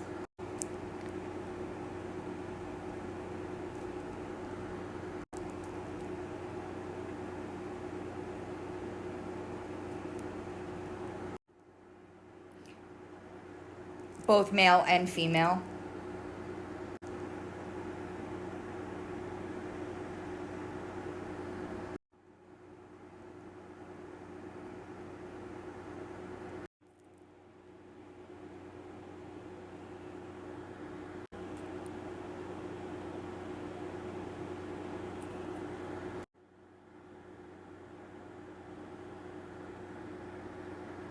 There is a website titled Unsilenced if this is the type of content that you like to learn about, because it is educational and it is still a very big problem today. Unsilenced.org.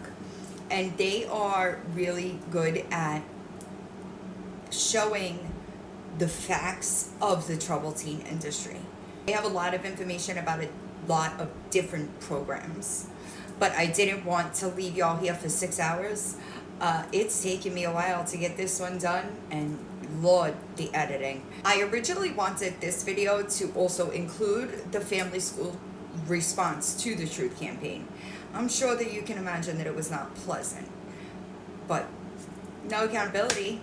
No, we're just disgruntled liars. Can y'all even imagine how difficult it would have been for kids that are all over the place? Some were from out of this country.